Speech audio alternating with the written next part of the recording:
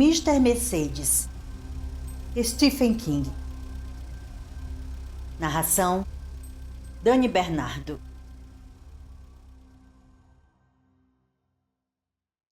Kisses on the Midway.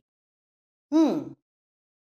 Hodges acorda às 6 da manhã na quinta e prepara um café da manhã caprichado. 2 ovos, 4 fatias de bacon e 4 torradas. Não está com fome, mas se obriga a comer tudo, dizendo para si mesmo que é gasolina para o corpo. Ele talvez tenha a oportunidade de comer de novo hoje, mas não tem certeza. Desde o banho até agora, enquanto encara com determinação o café da manhã caprichado, não tem mais ninguém para tomar conta do peso dele. Um pensamento fica voltando à sua mente, o mesmo com o qual ele foi dormir na noite anterior. É como uma obsessão. Quanto de explosivo exatamente? Isso leva a outras considerações desagradáveis. Por exemplo, como o sujeito, o bendito, pretende usá-lo? E quando? Ele toma uma decisão. Hoje é o último dia. Ele quer encontrar o Mr. Mercedes e enfrentá-lo. Matá-lo? Não, isso não. Provavelmente não. Mas dar uma surra nele seria excelente. Por Olivia, por Janelle, por Janice e Patricia Cray, por todas as outras pessoas que o Mr. Mercedes matou e feriu no City Center no ano anterior. Pessoas tão desesperadas por um emprego que se levantaram no meio da manhã e ficaram esperando na névoa úmida que as portas se abrissem. Vidas perdidas, esperanças perdidas, almas perdidas. Então sim, ele quer pegar o filho da puta. Mas se não puder pegá-lo hoje, vai entregar a história toda para Pete Huntley e Izzy James e encarar as consequências. O que ele sabe pode levá-lo a ficar um tempinho atrás das grades. Não importa. Ele já tem muita coisa na consciência, mas acha que consegue aguentar mais um pouco de peso. Mas não outro assassinato em massa. Isso destruiria o pouco dele que restou. Hodges decide se dar até às 8 da noite. Esse é o limite. Ele é capaz de fazer tanto nessas 13 horas quanto Pete e Izzy. Provavelmente mais, porque não está limitado pela rotina e pelos procedimentos. Hoje, ele vai levar a MP38 do pai. E o porrete feliz também. O porrete entra no bolso da frente da jaqueta esportiva e o revólver debaixo do braço esquerdo. No escritório, ele pega a pasta do Mr. Mercedes, bem gorda agora, e a leva para a cozinha. Enquanto relê tudo, liga a TV no noticiário. Fica quase aliviado de ver que um guindaste virou na margem do lago e afundou parcialmente uma barca cheia de produtos químicos. Ele não quer o lago mais poluído do que já está, supondo que isso seja possível. Mas o vazamento empurrou a história do carro-bomba para segundo plano. É uma boa notícia. A ruim é que ele foi identificado como detetive, agora aposentado, que liderava a força-tarefa de investigação do massacre do City Center. E a mulher morta na explosão é identificada como irmã de Olivia Trelawney. Tem uma foto dele de Janelle de pé em frente à funerária Soames, tirada por só Deus sabe quem. A polícia não disse a ligação entre o assassinato em massa do ano passado no City Center e a explosão. Diz o apresentador com seriedade. Mas é importante citar que o criminoso ainda não foi capturado. Ainda no assunto crimes, Donald Davis deve ser acusado. Hodges não poderia ligar menos para Donald Davis agora. Ele desliga a TV e volta para as anotações no bloco amarelo. Ainda está relendo tudo quando o telefone toca. Não o celular, embora hoje o aparelho esteja com ele, mas o fixo. É Pete Huntley. Você acordou com as galinhas, diz Pete. Excelente trabalho investigativo. Como posso ajudar? O interrogatório de ontem com Henry Roy e Charlotte Gibney foi interessante. O tio e a tia de Janelle Patterson, sabe? Hodges fica esperando. A tia era especificamente fascinante. Ela acha que Izzy estava certa e que você e Patterson eram mais do que bons conhecidos. Ela acha que eram bons amigos. Diga o que quer dizer, Pete. Que estavam afogando o ganso, dando uma carcada, botando a jurupoca para piar, escondendo o croquete, molhando o biscoito. Acho que entendi. Vou dizer uma coisa sobre a tia Charlotte, está bem? Se ela visse uma foto do Justin Bieber conversando com a rainha Elizabeth, diria que o garoto está traçando a coroa. Dá para ver nos olhos deles, ela diria. Então vocês não estavam. Não. Vou aceitar isso por enquanto. Principalmente em nome dos velhos tempos. Mas ainda quero saber o que você está escondendo, porque isso não está me cheirando nada bem. Me escuta. Não estou escondendo nada. Pete fica quieto. Ele está esperando que Rogers se sinta desconfortável e quebre o silêncio, esquecendo que foi o próprio Rogers que lhe ensinou esse truque. Finalmente ele desiste. Acho que você está cavando a própria cova, Billy. Meu conselho é que largue a pá antes que esteja fundo demais para sair. Obrigado, parceiro. É sempre bom ouvir lições de moral às 7h15 da manhã. Quero interrogar você de novo hoje à tarde. E dessa vez talvez eu tenha que ler para você. O que quer dizer que o espaceiro lerá os direitos dele. Fico feliz em ajudar. Ligue para o meu celular. É mesmo?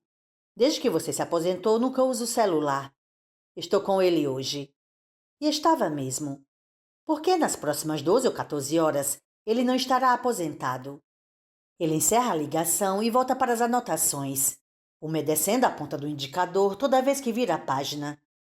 Ele circula um nome: Rodney Peoples, o cara da Serviços de Segurança Vigilante com quem ele conversou em Sugar Heights. Se Peoples estiver fazendo minimamente o trabalho dele, talvez seja a chave para encontrar o Mr. Mercedes. Mas não tem como ele não se lembrar de Rogers. Não depois de Rogers ter pedido a identificação da empresa e tê-lo interrogado. E ele vai saber que hoje Rogers está nos noticiários. Há tempo para pensar em como resolver o problema. Ele não quer ligar para a vigilante antes do horário comercial, porque a ligação tem que parecer uma coisa comum, de rotina. A próxima ligação que ele recebe, dessa vez no celular, é de tia Charlotte. Rogers não fica surpreso, mas isso não quer dizer que esteja feliz. Não sei o que fazer, grita ela. Você tem que me ajudar, Sr. Rogers. Não sabe o que fazer sobre o quê? O corpo. O corpo de Janelle. Não sei onde está. Rogers ouve um bip e verifica o número que está ligando. Senhora Gibney, estou recebendo outra ligação que preciso atender. Não sei por que você não pode. Janelle não vai a lugar nenhum. Então espere. Ligo depois. Ele a interrompe no meio de uma reclamação e atende Jerome. Achei que você poderia precisar de um chofé hoje, diz Jerome, considerando sua situação atual. Por um momento, Rogers não sabe do que o garoto está falando, mas lembra que o Toyota foi reduzido a fragmentos queimados. O que sobrou dele está sob custódia do Departamento de Perícia da Polícia, onde mais tarde, homens de jalecos brancos vão examinar tudo e determinar que tipo de explosivo foi usado para mandá-lo pelos ares. Na noite anterior, ele voltou para casa de táxi e vai precisar de carona. Ele também percebe que Jerome pode ser útil de outra forma. Seria ótimo, diz ele. Mas e a escola? Tiro notas boas, diz Jerome com calma. Também trabalho para os Citizens United e dou aula de computação para um grupo de garotos carentes. Posso matar um dia de aula. Já conversei com minha mãe e meu pai. Eles só me pediram para perguntar se mais alguém ia tentar explodir você. Na verdade, não posso afirmar com certeza. Espere um segundo. De longe, ele ouve Jerome gritando. Ele disse que ninguém vai fazer isso. Apesar de tudo, Roger sorri. Chegou aí rapidinho, diz Jerome. Não ultrapasse o limite de velocidade. 9 horas está ótimo. Use o tempo até lá para treinar suas habilidades dramáticas. É mesmo? Que papel vou interpretar? De assistente de escritório de advocacia, diz Rogers. E obrigado, Jerome. Ele desliga, vai até o escritório, liga o computador e procura um advogado chamado Schron. É um nome incomum e ele encontra sem dificuldade. Anota o nome da firma e o primeiro nome de Schron, que por acaso é George. Em seguida, volta para a cozinha e liga para a tia Charlotte. Rogers, diz ele, pode falar. Não gosto que desliguem na minha cara, Sr. Rogers. Tanto quanto eu não gosto que você diga para meu antigo parceiro que eu estava comendo sua sobrinha. Ele a ouve prender a respiração. Quase tosse para que ela desligue. Como não faz isso? Ele diz o que ela precisa saber. Os restos de Janelle vão estar no necrotério do condado de Huron. Você não vai poder retirá-los hoje. Provavelmente nem amanhã. Terão que fazer uma autópsia, o que é um absurdo, considerando a causa da morte, mas é o protocolo. Você não entende. Já comprei as passagens de avião. Rogers olha pela janela da cozinha e conta lentamente até 5. Sr. Hodges, ainda está aí? Então você tem duas escolhas, Sra. Gibney. Uma é você ficar aqui e fazer a coisa certa. A outra é usar sua passagem, voltar para casa e deixar que a cidade o faça. Tia Charlotte começa a choramingar. Eu vi como você olhava para ela e como ela olhava para você. Só respondia as perguntas da polícia. E com grande furor, não tenho dúvida. Com o quê? Ele suspira. Deixa pra lá. Sugiro que a senhora e seu irmão visitem o necrotério pessoalmente. Não liguem antes. Deixe que vejam seus rostos. Falem com o Dr. Gowald. Se Gowald não estiver lá, falem com o Dr. Patel. Se vocês pedirem a eles para acelerarem as coisas, se pedirem com gentileza, eles vão ajudar o máximo que puderem. Usem meu nome. Conheço os dois desde o início dos anos 90. Teríamos que deixar Holly em casa de novo, diz tia Charlotte. Ela se trancou no quarto. Fica mexendo naquele laptop e não quer sair. Hodges descobre que está puxando o cabelo e se obriga a parar. Quantos anos sua filha tem? Uma longa pausa. 45. Então acho que dá para dispensar a babá. Ele tenta sufocar o que vem em seguida, mas não consegue. Pense no quanto vai economizar. Não espero que você entenda a situação de Holly, Sr. Hodges. Além de ser mentalmente instável, minha filha é muito sensível. Hodges pensa. Isso deve tornar aturar você especialmente difícil para ela. Dessa vez, ele consegue segurar. Sr. Hodges? Ainda estou aqui. Você por acaso sabe se Janelle deixou um testamento? Ele desliga. 2. Brady passa muito tempo no chuveiro do hotel, com a luz apagada.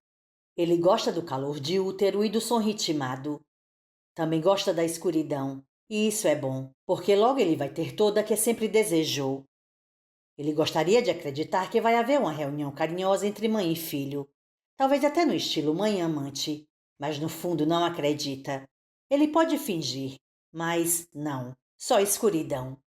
Ele não está preocupado com Deus, nem em passar a eternidade sendo assado lentamente em um espeto pelos crimes que cometeu. Não existe céu nem inferno. Qualquer pessoa com um pouco de cérebro sabe que essas coisas são meras invenções. O quanto um ser supremo teria que ser cruel para fazer um mundo fodido como este? Mesmo que o Deus vingativo dos evangélicos e padres católicos pedófilos da TV existisse, como esse lançador de raios poderia culpar Brady pelas coisas que ele fez? Brady Hatfield pegou a mão do pai e colocou no fio desencapado que o eletrocutou? Não. Enfiou um pedaço de maçã na garganta de Frank? Não. Ficava falando que o dinheiro ia acabar e que eles teriam que ir morar na rua? Não. Preparou um hambúrguer envenenado e disse: "Coma isso, mãe, está delicioso." Ele pode ser culpado por atacar o mundo que o fez ser como é? Brady acha que não. Ele reflete sobre os terroristas que derrubaram o World Trade Center. Brady pensa neles com frequência. Aqueles palhaços achavam mesmo que iam para o paraíso, onde viveriam em uma espécie de hotel de luxo por toda a eternidade, sendo servidos por belas e jovens virgens. É engraçado. E sabe qual é a melhor parte? Eles eram a piada. Não que os caras soubessem. O que eles conseguiram foi uma visão momentânea de todas aquelas janelas e um brilho final de luz. Depois disso, eles e seus milhares de vítimas morreram. Puf! Até logo, jacaré. Tchau para vocês, assassinos e assassinados, para o cenário vazio universal que cerca o planeta azul solitário e todos seus habitantes ocupados e alheios. Toda religião mente. Todo preceito moral é uma ilusão. Até as estrelas são miragem. A verdade é a escuridão, e a única coisa que importa é fazer uma declaração antes de se entrar nela. Rasgar a pele do mundo e deixar uma cicatriz. É disso que se trata a história afinal. Cicatrizes. 3. Brady se veste e dirige até uma farmácia 24 horas perto do aeroporto. Já viu no espelho do banheiro que o depilador elétrico da mãe deixou muito a desejar. Sua cabeça precisa de mais manutenção. Ele compra giletes e creme de barbear. Compra mais pilhas, porque não quer demais. Também compra um par de óculos sem grau que encontra em um suporte giratório. Escolhe uma armação grossa e retangular porque dá um ar estudantil. Ou é o que parece aos olhos dele. Ao caminho do caixa, ele para em um display de papelão com os 4 garotos do Round Here. O texto diz: compre seus acessórios para o grande show dia 3 de junho. Só que alguém riscou 3 de junho e escreveu hoje embaixo. Apesar de Brady normalmente comprar camisetas tamanho M, pois sempre foi magro, ele escolhe uma GG e coloca com o resto das compras. Não tem fila. Cedo daquele jeito, ele é o único cliente. Vai ao show hoje? Pergunta a garota do caixa. Brady abre um grande sorriso. Claro que vou. A caminho do hotel, Brady começa a pensar no carro, a se preocupar com o carro. O nome falso de Ralph Jones é ótimo, mas o Subaru está registrado no nome de Brady Hatchesfield. Se o Dead Apples descobrir o nome dele e entregá-lo para a polícia, isso pode ser um problema. O hotel é seguro, não pedem mais números de placa de carro, só uma carteira de habilitação, mas o carro não. O ex-policial não está perto. Brady diz para si mesmo. Só estava tentando assustar você. Só que talvez não. Esse Det em particular resolveu muitos casos antes de passar a ser Apples. E algumas dessas habilidades ainda parecem estar presentes. Em vez de voltar diretamente para o hotel, Brady vai até o aeroporto. Deixa o Subaru no estacionamento e paga pelo dia. Vai precisar dele esta noite, mas por enquanto está bom onde está agora. Ele olha para o relógio e vê que são 8h50. 11 horas antes do início do show, pensa ele. Talvez 12 horas até a escuridão. Talvez menos, talvez mais, mas não muito mais. Ele coloca os óculos novos e carrega as compras pelos 800 metros de distância até o hotel, assobiando. 4. Quando Rogers abre a porta da frente, a primeira coisa que Jerome nota é o 38 no coldre do ombro. Você não vai atirar em ninguém com isso, vai? Duvido. Pense nisso como um amuleto da sorte. Era do meu pai, e tenho permissão para carregar escondida, se é essa a sua preocupação. Minha preocupação, diz Jerome, é se está ou não com balas. Claro que está. O que você acha que eu faria se precisasse usar? Jogaria na cabeça de alguém? Jerome suspira e mexe no cabelo. Isso está ficando pesado. Quer pular fora? Se quiser, pode ir, agora mesmo. Ainda posso alugar um carro. Não, tudo bem. Estou pensando em você. Isso aí embaixo dos seus olhos não são bolsas, são malas. Vou ficar bem. Hoje é o último dia para mim, de qualquer modo. Se eu não conseguir pegar esse sujeito até a noite, vou me encontrar com meu antigo parceiro e contar tudo para ele. Você vai estar muito encrencado? Não sei, não ligo. Eu vou estar muito encrencado? Nem um pouco. Se eu não pudesse garantir isso, você estaria na aula de álgebra agora. Jerome olha para ele com piedade. Faz 4 anos que eu não tenho aula de álgebra. Me diz o que eu posso fazer. Rogers diz. Jerome está disposto a colaborar, mas tem dúvidas. Mês passado. E você tem que prometer que nunca vai contar isso para os meus pais. Um bando de amigos tentou entrar no Punch and Judy, aquela boate nova no centro, sabe? O cara da porta nem olhou para minha linda identidade falsa. Só acenou para eu sair da fila e falou para eu ir comprar um milkshake. Não me surpreende, diz Rogers. Você tem carinha de 17 anos. Mas, felizmente para mim, sua voz é de uma pessoa de pelo menos 25. Ele entrega uma folha de papel com o número de telefone para Jerome. Faça a ligação. Jerome diz para a recepcionista da Serviços de Segurança Vigilante que é Martin Lansbury, advogado assistente da firma Kenton, Silver, McPeace e Jackson. Diz que está trabalhando no momento com George Choron, um sócio júnior designado para resolver algumas pontas soltas relacionadas com a propriedade da falecida Olivia Trelawney. Uma dessas pontas soltas tem a ver com o computador da falecida. O trabalho dele do dia é localizar o técnico que trabalhava na máquina. E será que os funcionários da vigilante da área de Sugar Heights poderiam ajudá-lo a encontrar o cavalheiro? Rogers faz um sinal de positivo para indicar que Jerome está indo bem e passa um bilhete para ele. Jerome lê e diz: uma das vizinhas da Sra. Trelawney, a Sra. Ellen Wilcox, mencionou um segurança chamado Rodney Peoples. Ele escuta e assente. Rodney. Entendi. Que nome interessante. Será que ele poderia me ligar se não for muito incômodo? Meu chefe é meio tirano e estou em uma situação difícil aqui. Ele escuta. Ah, é? Que ótimo. Muito obrigado. Ele dá à recepcionista o número do celular dele e do telefone fixo de Rogers. Depois desliga e finge que está secando o suor da testa. Que bom que isso acabou. Ufa! Você foi ótimo, garante Hodges. E se ela ligar para Kenton Silva e sei lá quem para verificar? E descobrir que eles nunca ouviram falar de um Martin Lounsbury. O trabalho dela é passar recados, não investigá-los. E se o tal Peoples verificar? Hodges não acha que ele vai verificar. Acha que o nome Ellen Wilcox vai impedi-lo. Quando ele conversou com Peoples naquele dia em frente à mansão de Sugar Heights, Hodges teve a forte sensação de que o relacionamento de Peoples com Ellen Wilcox era mais do que platônico. Talvez um pouco mais. Talvez bem mais. Ele acha que Peoples vai dar o que Martin Lounsbury quer para que ele desapareça.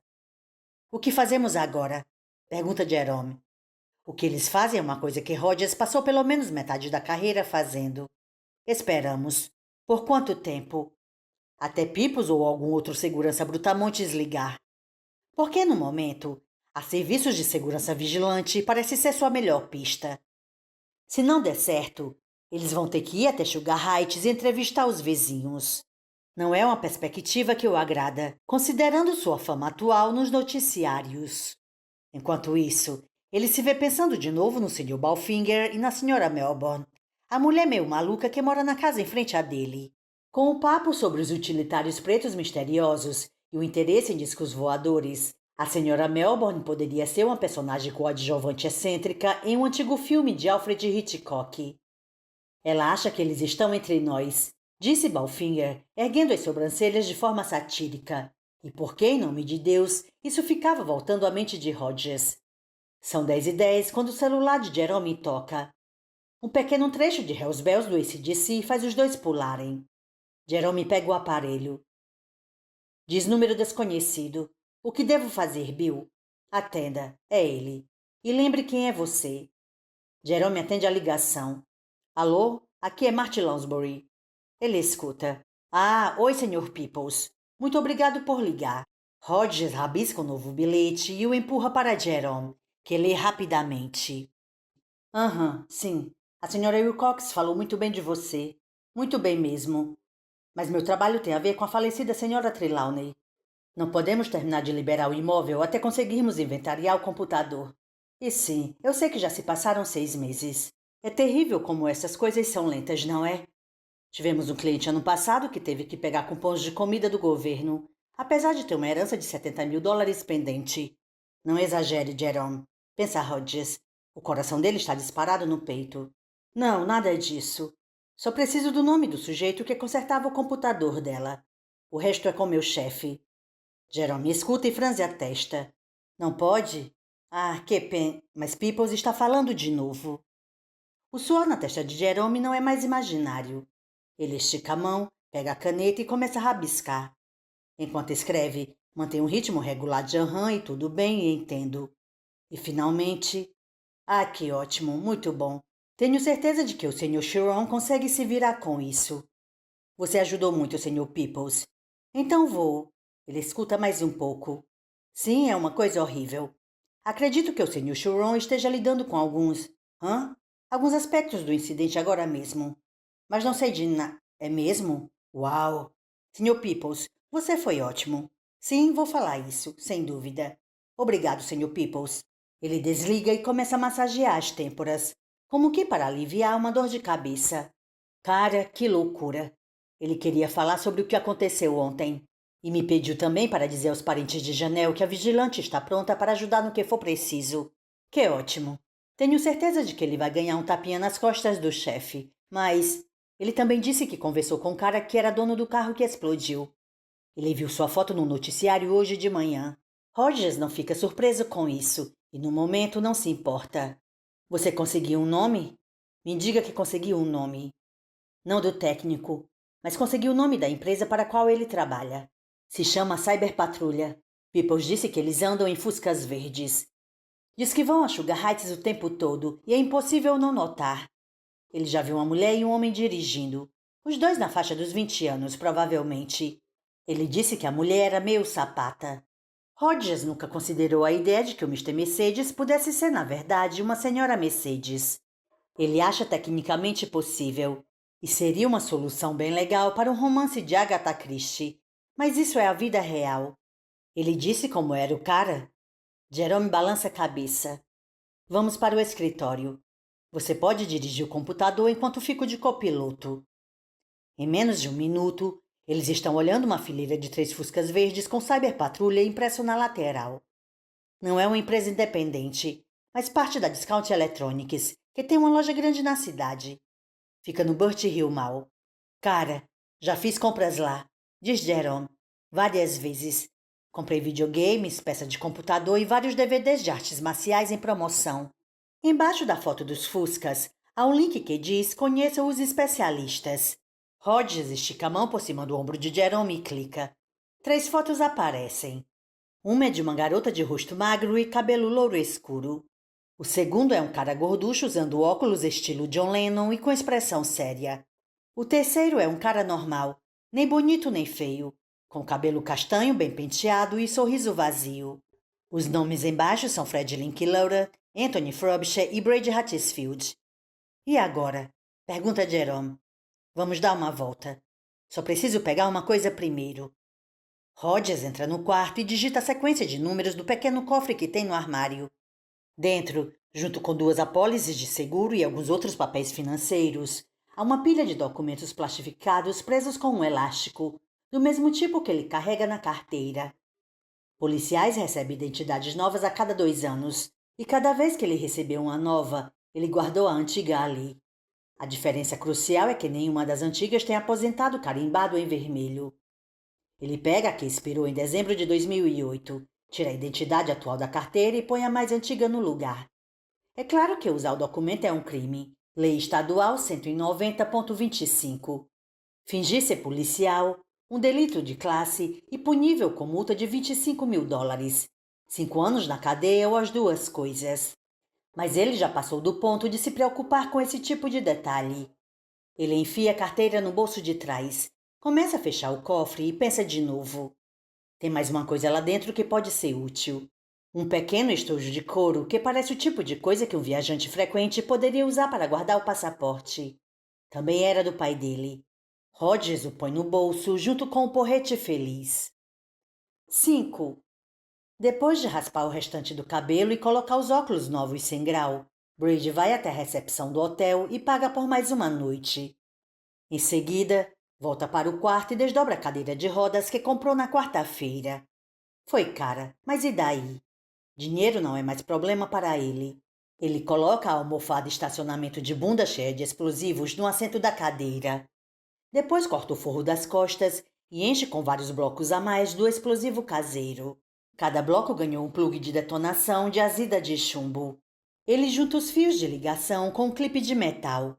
As pontas estão desencapadas até a trama de cobre, e esta tarde ele vai trançá-las até formar um único fio principal.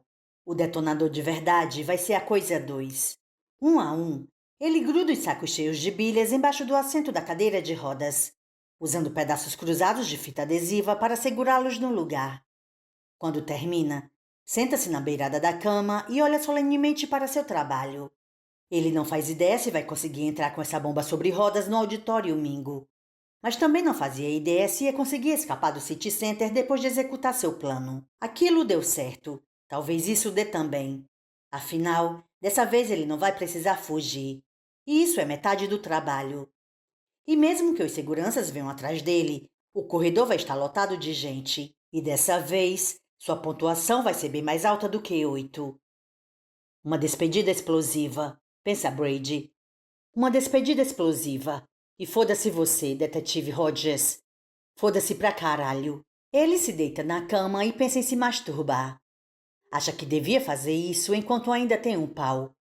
Mas antes que possa abrir a calça Levi's, já está dormindo. Na mesa de cabeceira, há uma foto em um porta-retratos. Frank está sorrindo nela, segurando Sammy, o caminhão de bombeiro, no colo. 6. São quase 11 da manhã quando Hodges e Jerome chegam ao Burt Hill Mall. Tem bastante espaço para estacionar, e Jerome para o Wrangler em uma vaga bem à frente à Discount Electronics, onde todas as vitrines exibem grandes cartazes de liquidação. Uma garota adolescente está sentada no meio-fio em frente à loja, com os joelhos unidos e os pés separados, inclinada sobre um iPad. Um cigarro solta fumaça entre os dedos da mão esquerda. Só quando eles se aproximam é que Hodges vê fios brancos no cabelo da adolescente. Seu coração despenca. Holly! Chama Jerome ao mesmo tempo que Rogers diz: O que é que você está fazendo aqui? Eu tinha certeza de que vocês iam descobrir, diz ela, apagando a guimba e se levantando. Mas estava começando a me preocupar. Eu ia ligar se vocês não chegassem aqui até às 11h30. Estou tomando meu Lexapro, Sr. Rogers. Você falou, e fico feliz em ouvir. Agora responda a minha pergunta e me diga o que está fazendo aqui. Os lábios dela tremem, e apesar de ter conseguido manter o contato visual no início da conversa, o olhar agora se desloca para o tênis. Rogers não se surpreende de ter achado que ela era uma adolescente, pois de muitas formas Holly ainda é, com o amadurecimento prejudicado devido às inseguranças e ao esforço de se equilibrar na corda bamba emocional que tem sido sua vida. Você está zangado comigo? Por favor, não fique zangado comigo. Não estamos zangados, diz Jerome, só surpresos. Estou mais para chocado, pensa Rogers. Passei a manhã no quarto, pesquisando sobre a comunidade local de conserto de computadores. Mas é como pensamos, são centenas. Mamãe e tio Henry saíram para falar com umas pessoas. Sobre Janelle, imagino. Acho que vai ter outro velório, mas odeio imaginar o que vai estar dentro do caixão. Pensar nisso só me faz chorar e chorar. E, de fato, lágrimas grossas rolam pelas bochechas de Holly.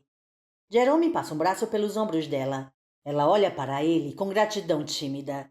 Às vezes, tenho dificuldade de pensar quando minha mãe está perto.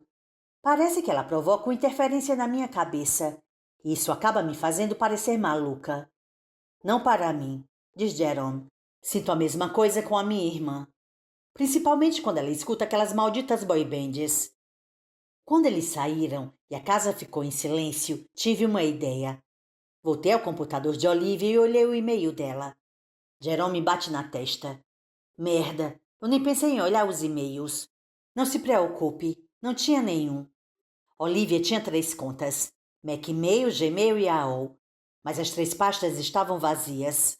Talvez ela mesma tenha apagado tudo, mas acho que não, porque a área de trabalho e o disco rígido estavam cheios de tralhas, diz Jerome. Isso mesmo. Ela tem A Ponte do Rio Kwai no iTunes. Nunca vi esse filme. Acho que vou dar uma olhada quando tiver a oportunidade. Rogers olha para a Discount Electronics. Com o sol batendo na vitrine, é impossível saber se alguém os está observando. Ele se sente exposto ali, como um inseto em uma pedra. Vamos dar uma voltinha, diz ele, e os leva na direção da Savoy Shoes, da Barnes Noble e da Witch's Happy Frogout Shop. Vamos lá, Holly, desembucha, pede Jerome. Você está me deixando doido. Isso a faz sorrir, o que faz Holly parecer mais velha, mais próxima da idade dela. E quando eles estão longe das grandes vitrines da Discount Electronics, Roger se sente melhor. Está óbvio para ele que Jerome está satisfeito com a descoberta dela. E Roger sente o mesmo, apesar de não querer admitir. Mas é humilhante saber que foi superado por uma neurótica dependente de Lexapro. Ele se esqueceu de tirar o programa Spook. Então achei que tivesse se esquecido de limpar a caixa de spam também. E eu estava certa. Ela havia recebido quase 50 e-mails da Discount Electronics. Alguns eram avisos de liquidação, como a que está acontecendo agora. Apesar de eu apostar que os DVDs que sobraram não são tão bons. Devem ser coreanos. Os outros eram cupons de 20% de desconto. Também tinha uns de 30%. Os cupons de 30% eram para a próxima chamada da Cyberpatrulha. Ela dá de ombros.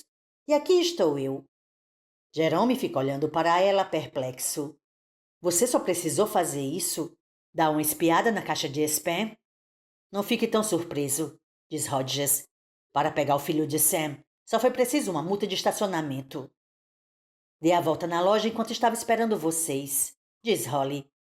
O site diz que a Cyberpatrulha é formada por 3 técnicos e tem 3 fuscas verdes lá atrás. Então acho que o sujeito está trabalhando hoje. Você vai prendê-lo, Sr. Rogers? Ela está mordendo o lábio de novo. E se ele resistir? Não quero que você se machuque. Rogers está pensando. 3 técnicos da Cyberpatrulha. Frobisher, Hatfield e Linklater. A loura magrela. Ele tem quase certeza de que vai ser Frobisher ou Hatfield. E que o cara não vai estar preparado para ver Kermit Sapo 19 entrando pela porta. Mesmo que o Mister Mercedes não saia correndo, ele não vai poder esconder o choque inicial de reconhecimento. Vou entrar. Vocês dois esperam aqui. Você vai entrar sozinho? Pergunta Jerome. Caramba, Bill. Não acho muito Vou ficar bem. Tenho um elemento surpresa ao meu favor. Mas se eu não voltar em 10 minutos, ligue para a polícia. Entendeu? Entendi. Roger se vira para Holly.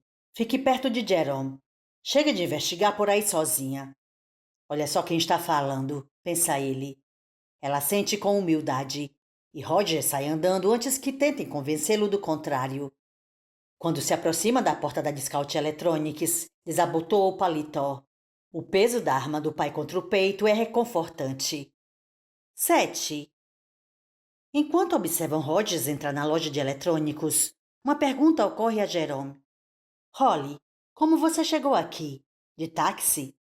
Ela balança a cabeça e aponta para o estacionamento. Lá, estacionado 3 fileiras atrás do Wrangler de Jerome, está um Mercedes cinza. Estava na garagem. Ela repara o choque no rosto de Jerome e fica na defensiva. Eu sei dirigir, sabe? Tenho habilitação. Nunca sofri nenhum acidente e tenho seguro. Da Allstate. Você sabia que o homem que faz as propagandas da Allstate na TV era o presidente em 24 horas? Aquele é o carro. Ela franze a testa intrigada. Qual é o problema, Jerome? Estava na garagem e a chave estava na cesta no saguão principal. Então, qual é o problema? Os amassados sumiram, ele repara. Os faróis e o para-brisa foram substituídos. Parece novinho em folha.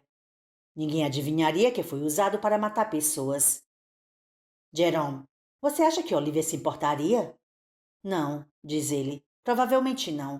Ele está imaginando a grade coberta de sangue, com pedaços de tecido rasgado pendurados.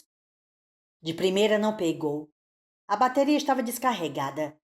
Mas Olivia tinha um daqueles carregadores de bateria portáteis. Eu sabia usar porque meu pai tinha um. Jerome, se o Sr. Rogers não conseguir prender o cara, podemos ir até a loja de iogurte? Ele quase não a escuta. Ainda está olhando para o Mercedes. Eles o devolveram para Olivia. Ele pensa. Ah, claro que devolveram. Era propriedade dela, afinal. Até consertaram tudo. Mas ele aposta que ela nunca voltou a dirigi-lo. Se houvesse fantasmas de verdade, eles estariam lá dentro, provavelmente gritando. Jerome, terra para Jerome. Hã? Se tudo der certo, vamos tomar iogurte gelado? Fiquei sentada no sol esperando vocês e estou morrendo de calor. Eu pago. Eu adoraria sorvete de verdade, mas ele não escuta o resto. Está pensando em sorvete. O estalo em sua cabeça é tão alto que ele chega a fazer uma careta. E de repente sabe por que um dos rostos da cyberpatrulha no computador de Rogers é tão familiar. Suas pernas ficam bambas e Jerome se apoia em um dos postes para não cair. Ah, meu Deus, diz ele. O que foi? Ela balança o braço dele e morde o lábio freneticamente. O que foi? Você está passando mal, Jerome? Mas ele não consegue responder, só repetir. Ah, meu Deus. 8. Quando entra na Discount Electronics do Burt Hill Mall, Rogers conclui que só devem restar uns 3 meses de vida para a empresa. Muitas das prateleiras estão vazias. E o estoque que sobrou tem a aparência triste e negligenciada. Quase todos os clientes estão no setor de entretenimento, onde cartazes fluorescentes cor-de-rosa proclamam UAU, queima de DVDs. Todos os discos com 50% de desconto, até Blu-ray. Apesar de haver 10 caixas, só 3 estão funcionando, ocupadas por mulheres de jalecos azuis com o logo amarelo da DE. 2 delas estão olhando pela vitrine. A terceira está lendo Crepúsculo. Tem mais 2 funcionários andando pelos corredores fazendo um monte de nada. Rogers não deseja falar com aqueles 2, mas logo vê 2 das 3 pessoas com quem quer falar. Anthony Frobisher, o que usa óculos estilo John Lennon, está falando com o cliente com uma cesta cheia de DVDs com desconto em uma das mãos e um bolo de compôs na outra.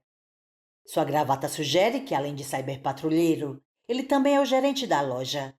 A garota de rosto fino e cabelo louro escuro está nos fundos da loja, em frente a um computador.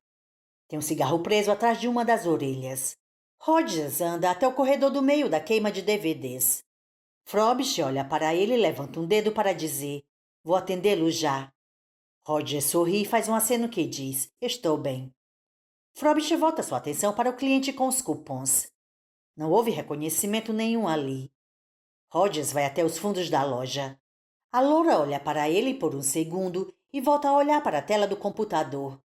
Também não houve reconhecimento da parte dela.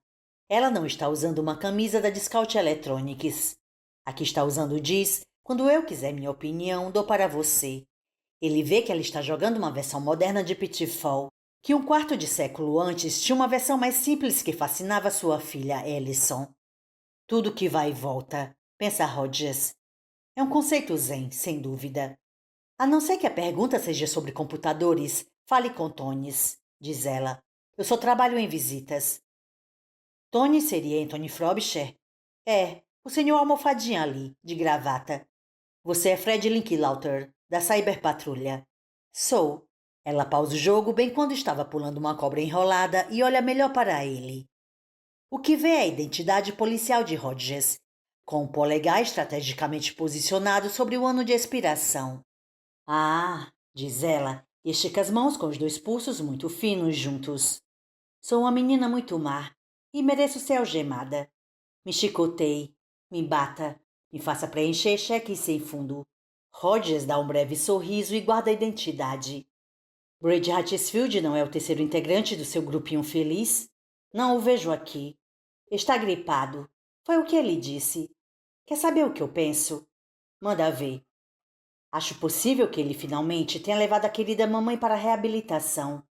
Ele diz que ela bebe muito e que tem que cuidar dela na maior parte do tempo. E deve ser por isso que ele nunca pega mulher nenhuma. Você sabe o que isso quer dizer, não é? Sei sim. Ela o examina com interesse intenso e mordaz. Brady está encrencado? Eu não ficaria surpresa. Ele é meio, sabe, peculiar. Só preciso falar com ele. Anthony Frobisher, Tonis, se junta a eles. Posso ajudar, senhor? Ele é policial. Fred abre um grande sorriso para Frobisher, que expõe dentes pequenos muito necessitados de uma limpeza.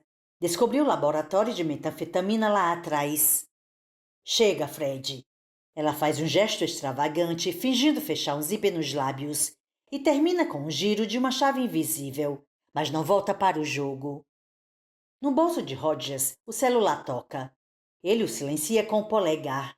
Sou o detetive Bill Rogers, Sr. Frobisher. Tenho algumas perguntas para Brady Hatchesfield. Ele está gripado. O que foi que ele fez de errado? Tonis é um poeta enrustido, observa Fred Linklaughter. Apesar de os sapatos entregarem, porque são longo e feio. Calha a boca, Fred. É o último aviso. Você pode me dar o endereço dele, por favor? É claro. Vou buscar para você. Posso descalar a boca por um minuto? Pergunta Fred. Rogers assente. Ela clica em uma tela. Pitfall é substituído por uma planilha com o título Funcionários da Loja. Pronto, diz ela. Ele mora na 49 Elm Street. Fica em Northside, é. Interrompe Rogers. Obrigado aos dois. Vocês foram muito gentis. Quando ele sai, Fred grita atrás dele. Aposto que é alguma coisa com a mãe dele. O cara é doidinho por ela. 9. Rogers mal sai da loja quando Jerome quase o derruba. Holly está logo atrás. Ela parou de morder o lábio e passou para as unhas, que parecem bem maltratadas. Eu estava ligando para você, diz Jerome. Por que não atendeu? Eu estava fazendo algumas perguntas. O que deixou você tão nervoso? Hatchesfield está lá dentro? Rogers está surpreso demais para responder. É ele, afirma Jerome. Tem que ser. Você estava certo sobre ele estar de olho em você. E eu sei como. É como aquela história do Halford sobre a carta roubada. Escondido à vista de todos. Holly para de roer as unhas pelo tempo suficiente de dizer. Paul escreveu essa história. O que é que você aprendeu na escola? Calma, Jerome, diz Rogers. O garoto respira fundo. Ele tem 2 empregos, Bill. 2. Só deve trabalhar meio período aqui. Depois disso, ele trabalha para a Loeb. Loeb? É a fábrica de sorvete. Ele dirige o caminhão do Mister Taste. O que toca a musiquinha. Já comprei sorvete com ele, minha irmã também. Todas as crianças. Ele passa muito tempo no nosso lado da cidade. Brady Hatfield é o vendedor de sorvete. Roger se dá conta de que ouviu aquela musiquinha alegre muitas vezes ultimamente. No auge da depressão, caído na poltrona vendo os programas vespertinos da TV e às vezes brincando com a arma agora encostada em suas costelas, parece que ouvia todos os dias. Ouvia e ignorava, porque só crianças prestam atenção de verdade no vendedor de sorvete. Só que o subconsciente dele não ignorou aquilo completamente. Era isso que martelava sua mente quando se lembrava de Balfinger e de seu comentário jocoso sobre a senhora Melbourne. Ela acha que eles estão entre nós, disse o Sr. Balfinger. Mas não era com alienígenas do espaço que a senhora Melbourne estava preocupada no dia em que Rogers fez a pesquisa. Era com utilitários pretos e quiropratas e com as pessoas da Hanover Street que tocavam música tarde da noite. E também com o cara do Mr. Taste. Aquele parece suspeito, dissera ela. Nessa primavera, parece que ele está sempre aqui. Uma pergunta terrível surge em sua mente, como uma daquelas cobras sempre à espreita em Pitfall. Se ele tivesse prestado atenção na senhora Melbourne, em vez de rotulá-la como uma maluca inofensiva, como ele e Pete fizeram com Olivia Trelawney, será que Janelle ainda estaria viva? Ele acha que não, mas nunca vai ter certeza, e acha que essa pergunta vai assombrar muitas noites insônias nas próximas semanas e meses. Talvez nos próximos anos. Ele olha para o estacionamento e vê um fantasma cinza. Ele se vira para Jerome e Holly, agora lado a lado, e nem precisa perguntar. É, diz Jerome. Holly veio dirigindo. Os documentos e o adesivo da placa estão um pouquinho vencidos, diz Holly. Não fique zangado comigo, está bem? Eu tinha que vir. Queria ajudar, mas sabia que se ligasse, você diria não. Não estou zangado, afirma Rogers. Na verdade, ele não sabe o que está sentindo. Parece que entrou em um mundo de sonhos em que todos os relógios giram para trás. O que fazemos agora? Pergunta Jerome. Ligamos para a polícia? Mas Rogers ainda não está pronto. O cara da foto pode ter um caldeirão de maluquice fervendo atrás do rosto neutro. Mas Rogers já encontrou sua parcela de psicopatas e sabe que quando são pegos de surpresa, a maioria desaba como um castelo de cartas. Eles só são perigosos para os desarmados e incautos, como o pessoal sem um tostão furado esperando para se candidatar a vagas de emprego naquela manhã de abril de 2009. Nós dois vamos fazer uma visitinha à residência do Sr. Hatfield, diz Rogers, e vamos naquilo. Ele aponta para o Mercedes cinza. Mas, se ele nos vir chegando, não vai reconhecê-lo? Rogers dá um sorriso mostrando todos os dentes. Um sorriso que Jerome Robson nunca viu. Eu espero que sim. Ele estica a mão. Posso pegar a chave, Holly? Os lábios ressecados se contraem. Pode, mas eu vou junto. De jeito nenhum, diz Rogers. É perigoso demais. Se é perigoso demais para mim, é perigoso demais para você. Ela não olha nos olhos dele, mas a voz está firme. Você pode me obrigar a ficar, mas se fizer isso, vou chamar a polícia e dar a eles o endereço de Brady Hatfield assim que vocês saírem daqui. Você não sabe o endereço.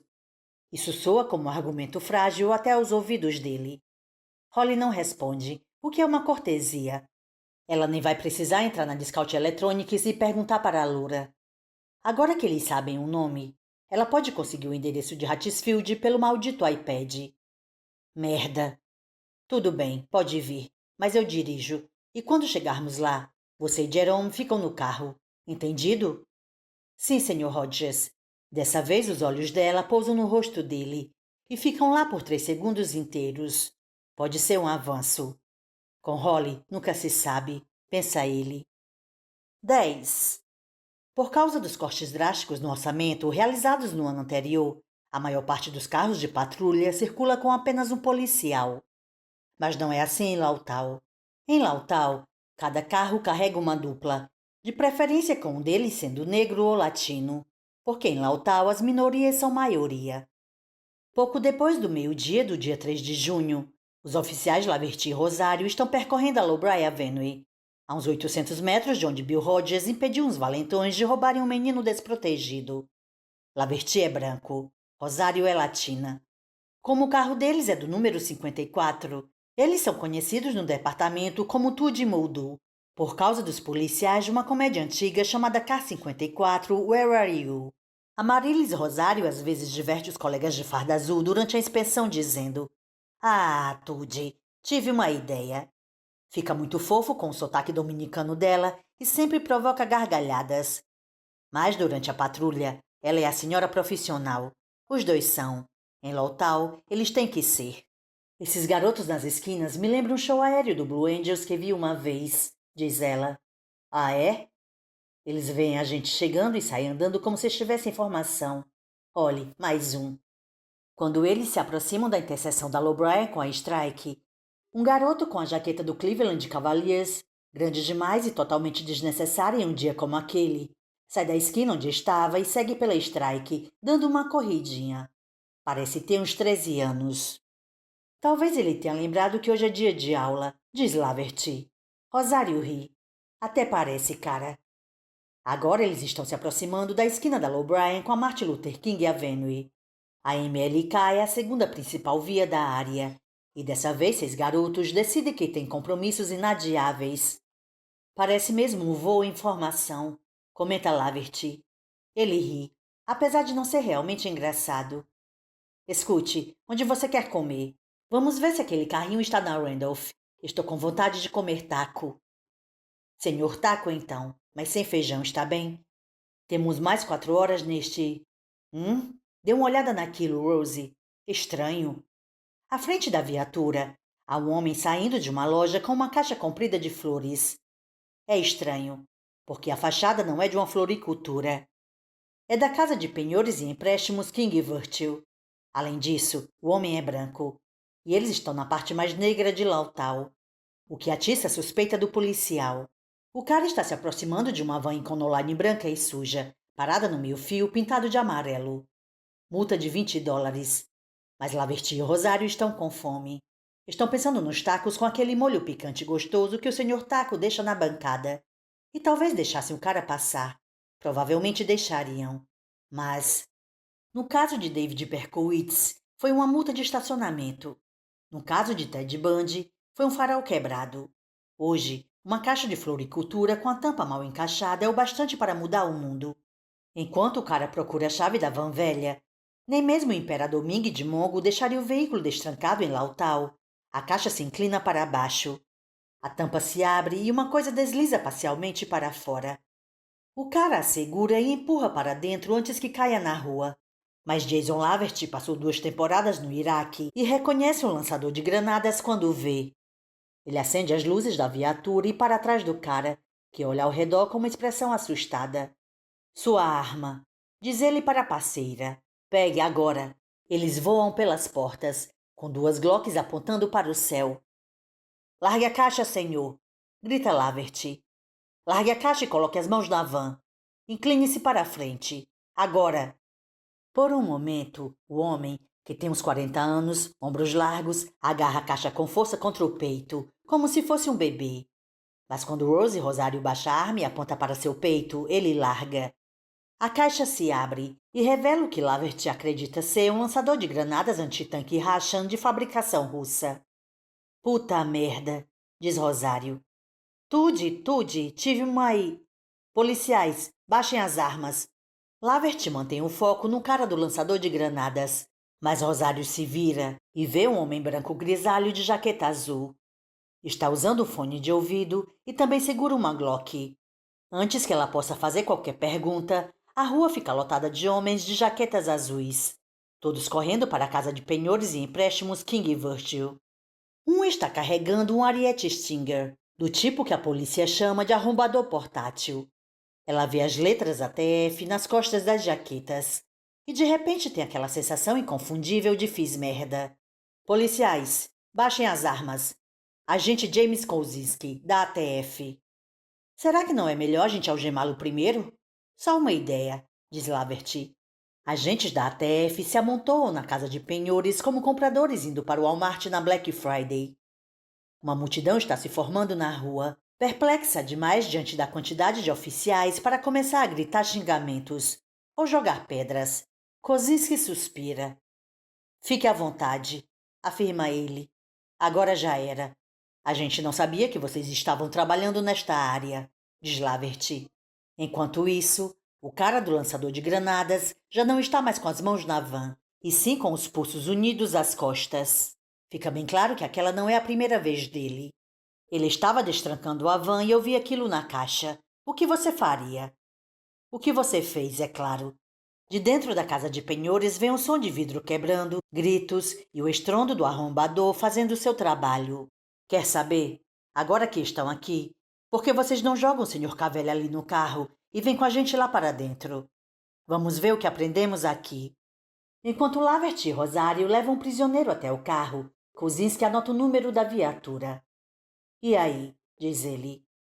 Qual de vocês é o Tude e qual é o Moldum? 11. Quando a força de ataque da ATF, liderada pelo agente Kozinski, começa o inventário da área de armazenamento escondida atrás da fachada humilde da casa de penhores e empréstimos King Virtue, o Mercedes cinza passa em frente ao número 49 da Elm Street. Rogers está ao volante. Holly está no banco da frente porque ela alega com certa razão que o carro é mais dela do que deles. Tem alguém em casa. Ela aponta. Tem um Honda Civic em péssimo estado na entrada da garagem. Rogers repara em um homem idoso se arrastando na direção deles, vindo da casa da frente. Vou falar com o senhor cidadão preocupado. Vocês dois ficam de bico calado. Ele abre a janela. Posso ajudar, senhor? Eu achei que talvez pudesse ajudar você, diz o coroa. Os olhos brilhantes estão ocupados avaliando Rogers e os passageiros. O carro também, o que não o surpreende. É um carrão. Se você está procurando Brady, deu azar. Esse carro é da senhora Hatfield. Está parado aí há semanas. Nem sei se ainda funciona. Pode ser que a senhora Hatfield tenha saído com o filho. Por que não a vi hoje? Normalmente, vejo quando ela sai para pegar a correspondência. Ele aponta para a caixa de correio ao lado da porta número 49. Ela gosta de catálogos. A maioria das mulheres gosta. Ele estica a mão, o nó dos dedos proeminente. Hank Bisson. Rogers aperta a mão dele rapidamente e mostra a identidade, tomando cuidado de manter o polegar sobre a data de expiração. É um prazer, Sr. Bisson. Sou o detetive Bill Rogers. Você pode me dizer qual é o carro do Sr. Hatfield? Marca e modelo? É um Subaru marrom. Não sei o modelo nem o ano. Esses japas são todos iguais. É. Tenho que pedir que volte para sua casa agora, senhor. Talvez eu passe lá mais tarde para fazer algumas perguntas. Brady fez alguma coisa? É só uma visita de rotina, diz Rogers. Volte para sua casa, por favor. Em vez de fazer isso, Bisson se inclina para dar uma olhada em Jerome. Você não é meio novo para ser da polícia? Sou estagiário, diz Jerome. É melhor fazer o que o detetive Rogers pediu, senhor. Já vou. Mas ele dá outra olhada no trio. Desde quando policiais da cidade saem por aí em Mercedes?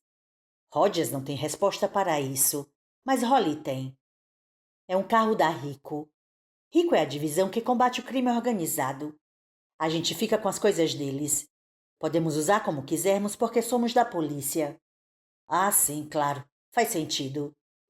Bison parece parcialmente satisfeito e parcialmente intrigado, mas volta para casa, onde logo aparece novamente, dessa vez olhando pela janela. A Rico é do FBI, diz Rogers com tranquilidade. Holly inclina a cabeça na direção do homem, e há um leve sorriso nos lábios ressecados. Você acha que ele sabe disso? Como nenhum dos dois responde, ela assume uma atitude profissional. O que faremos agora? Se Hatfield estiver lá dentro, vou dar voz de prisão. Se só a mãe dele estiver, vou interrogá-la. Vocês dois vão ficar no carro. Não sei se é uma boa ideia, diz Jerome, mas pela expressão no rosto dele, que Rogers vê pelo espelho retrovisor, ele sabe que a objeção do amigo não dará em nada. É a única que tenho, retruca Rogers. Ele sai do carro.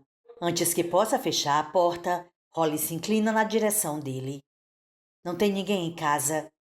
Ele não diz nada, mas ela assente como se Rogers tivesse respondido. Você também sente, não é? Continua ela. Na verdade, ele sente mesmo. 12. Dirigindo-se à casa, Rogers repara nas cortinas fechadas do janelão da frente. Olha rapidamente dentro do Honda e não vê nada de importante. Experimenta a porta do passageiro, que se abre. O ar dentro está quente e parado, com um leve cheiro de álcool. Ele fecha a porta, sobe os degraus que levam à varanda e toca a campainha. Escuta-a ressoar dentro da casa. Ninguém aparece. Ele tenta de novo. Depois bate a porta.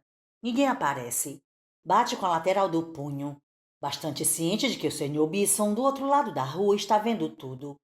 Ninguém aparece. Ele anda até a garagem e espia por uma das janelas. Há algumas ferramentas, um frigobar, não muito mais do que isso. Ele pega o celular e liga para Jerome. O quarteirão da Elm Street está muito silencioso e ele ouve baixinho o toque do AC/DC quando a ligação é completada. Vê Jerome atender. Peça para Holly verificar os registros de impostos no nome do dono do número 49 da Elm Street. Ela consegue fazer isso? Ele ouve Jerome perguntar a Holly. Ela diz que vai ver o que pode fazer. Ótimo, vou dar a volta. Fique na linha. Vou falar com você em intervalos de 30 segundos. Se mais de um minuto se passar sem eu dizer nada, ligue para a polícia. Você tem certeza de que vai fazer isso, Bill? Tenho. Faça a Holly entender que não tem problema se ela não conseguir o nome. Não quero que ela fique tensa. Ela está tranquila, diz Jerome. Já está digitando loucamente. Mas não deixe de falar comigo. Pode deixar. Ele dá a volta e passa pelo quintal. É pequeno, mas bem cuidado. Tem um canteiro circular de flores no meio. Roger se pergunta quem as plantou. A mãe ou o filhinho. Ele sobe os 3 degraus até a porta dos fundos. Tem uma porta de alumínio com outra porta dentro. A porta de tela está destrancada. A da casa não. Jerome, tudo tranquilo. Ele espia pelo vidro e vê a cozinha. Está arrumada. Tem alguns pratos e copos em um escorredor ao lado da pia. Um pano de prato dobrado está pendurado na maçaneta. Há 2 jogos americanos na mesa. Não tem lugar para o papai urso, o que se encaixa no perfil que Rogers desenvolveu no bloco amarelo. Ele bate na porta e depois dá socos. Ninguém aparece. Jerome, tudo tranquilo. Ele apoia o celular no degrau e pega o estojo de couro, feliz por ter se lembrado dele. Dentro estão as ferramentas de arrombamento do pai. 3 hastes prateadas com ganchos de tamanhos variados nas pontas. Ele escolhe o médio. É uma boa escolha. Entra com facilidade. Rogers mexe um pouco. Vira a haste primeiro para um lado, depois para o outro. Está prestes a largar a peça para falar com Jerome de novo quando a tranca engata. Ele gira com rapidez e força, como o pai ensinou, e há um clique quando a tranca gira do outro lado. Enquanto isso, o telefone está chiando seu nome. Ele o pega. Jerome, tudo tranquilo. Você me deixou preocupado, diz Jerome. O que está fazendo?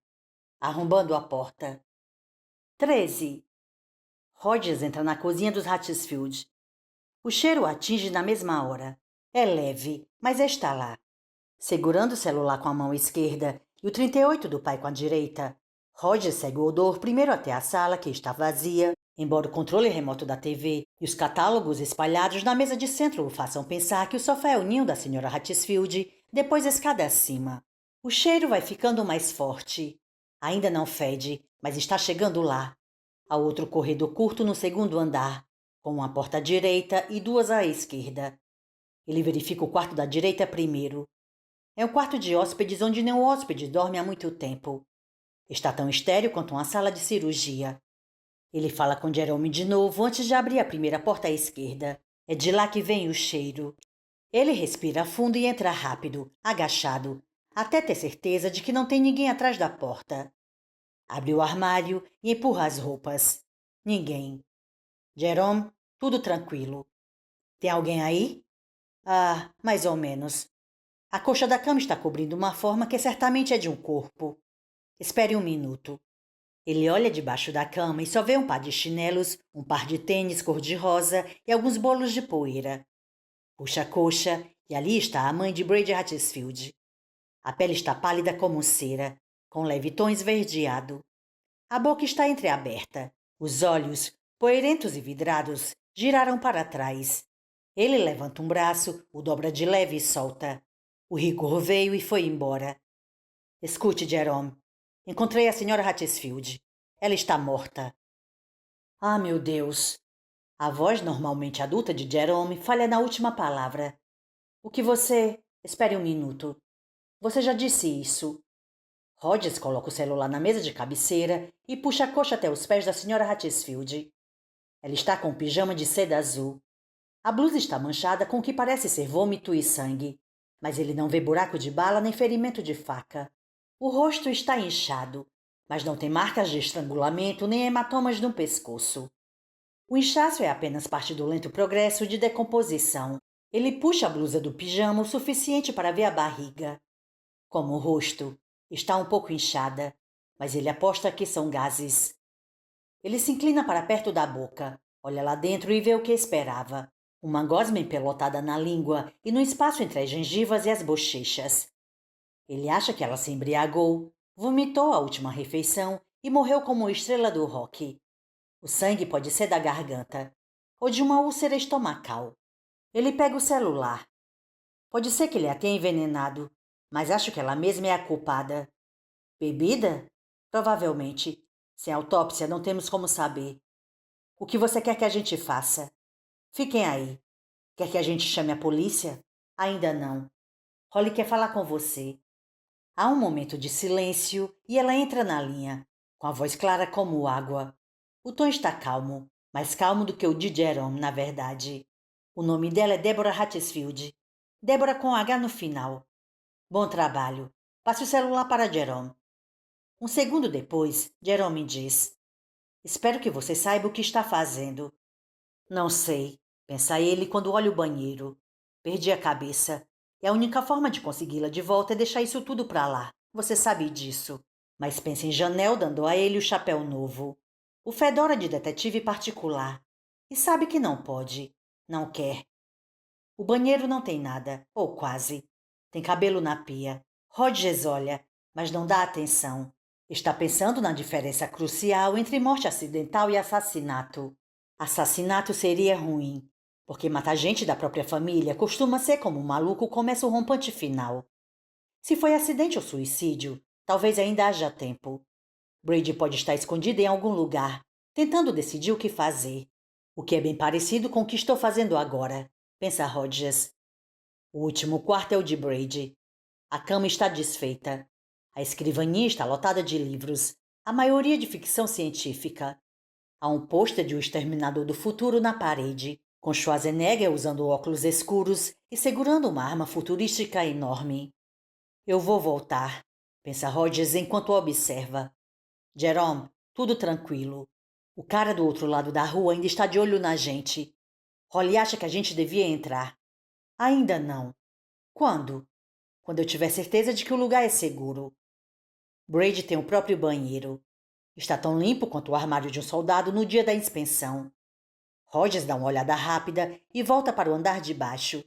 Tem uma pequena reentrância na sala, com espaço suficiente para uma mesa. Sobre ela, um laptop. Tem uma bolsa pendurada pela alça nas costas da cadeira. Na parede, há uma fotografia emoldurada da mulher no andar de cima com a versão adolescente de Brady Hatchesfield. Eles estão abraçados em uma praia qualquer, as bochechas coladas. Estão com sorrisos enormes e idênticos. Parecem mais namorados do que mãe e filho. Rogers olha com fascinação para o Mr. Mercedes nos seus dias de juventude. Não tem nada no rosto dele que sugira tendências homicidas, mas é claro que quase nunca há. A semelhança entre os dois é leve, o formato do nariz e a cor do cabelo. Ela era uma mulher bonita, quase deslumbrante. Mas Rogers está disposto a apostar que o pai de Brady não era grande coisa. O garoto da foto parece comum. Um garoto por quem você passa na rua sem olhar duas vezes. Deve ser assim que ele gosta, pensa Rogers, o homem invisível.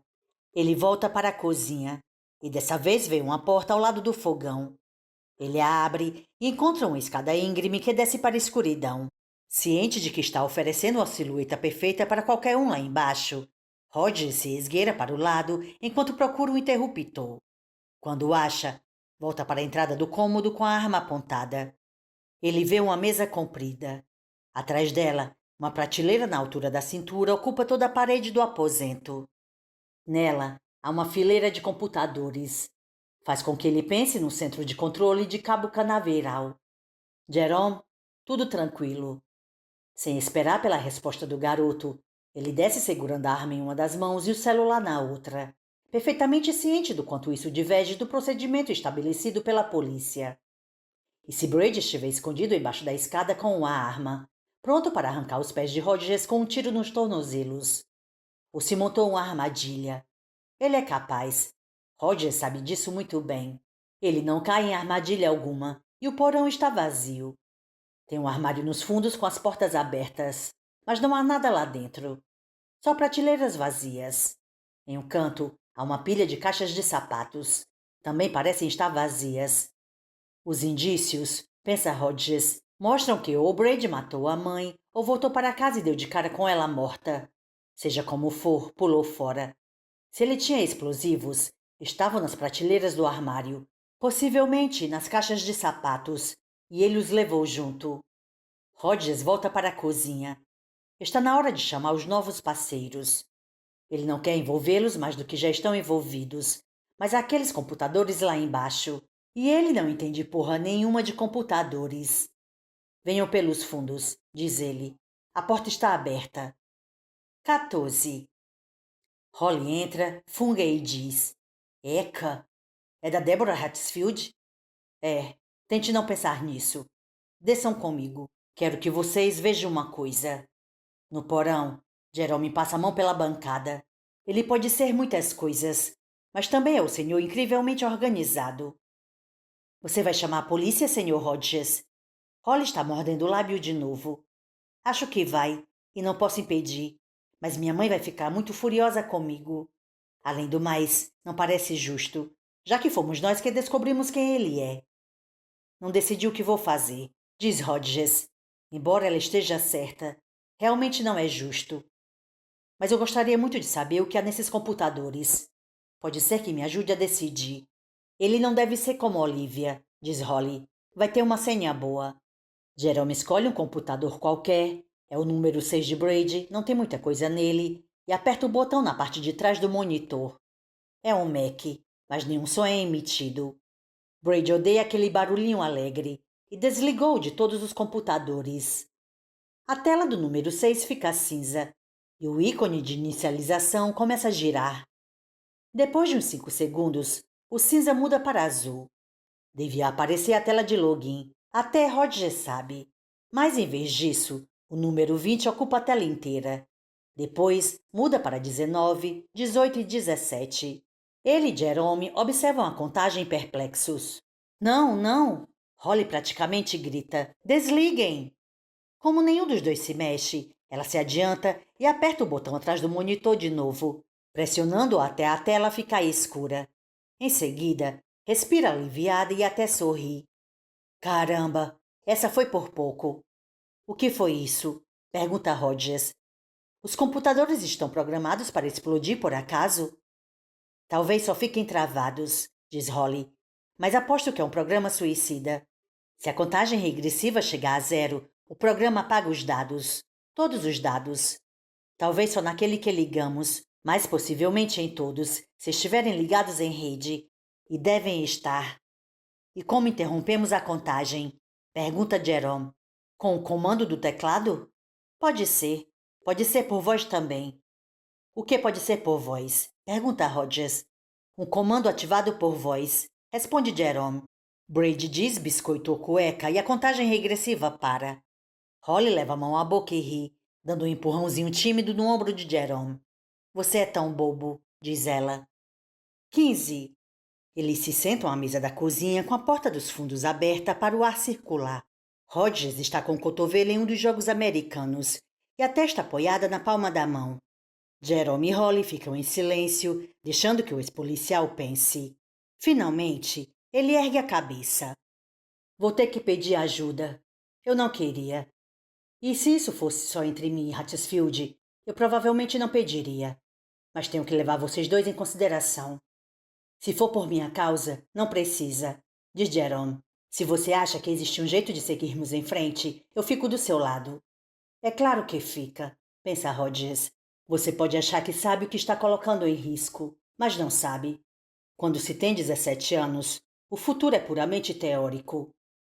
Quanto a Holly, antes, ele diria que seu rosto era uma espécie de tela de cinema, projetando todos os seus pensamentos. Mas, no momento, é impossível decifrá-la. Obrigado, Jerome, mas é difícil. Entregar tudo de bandeja é difícil.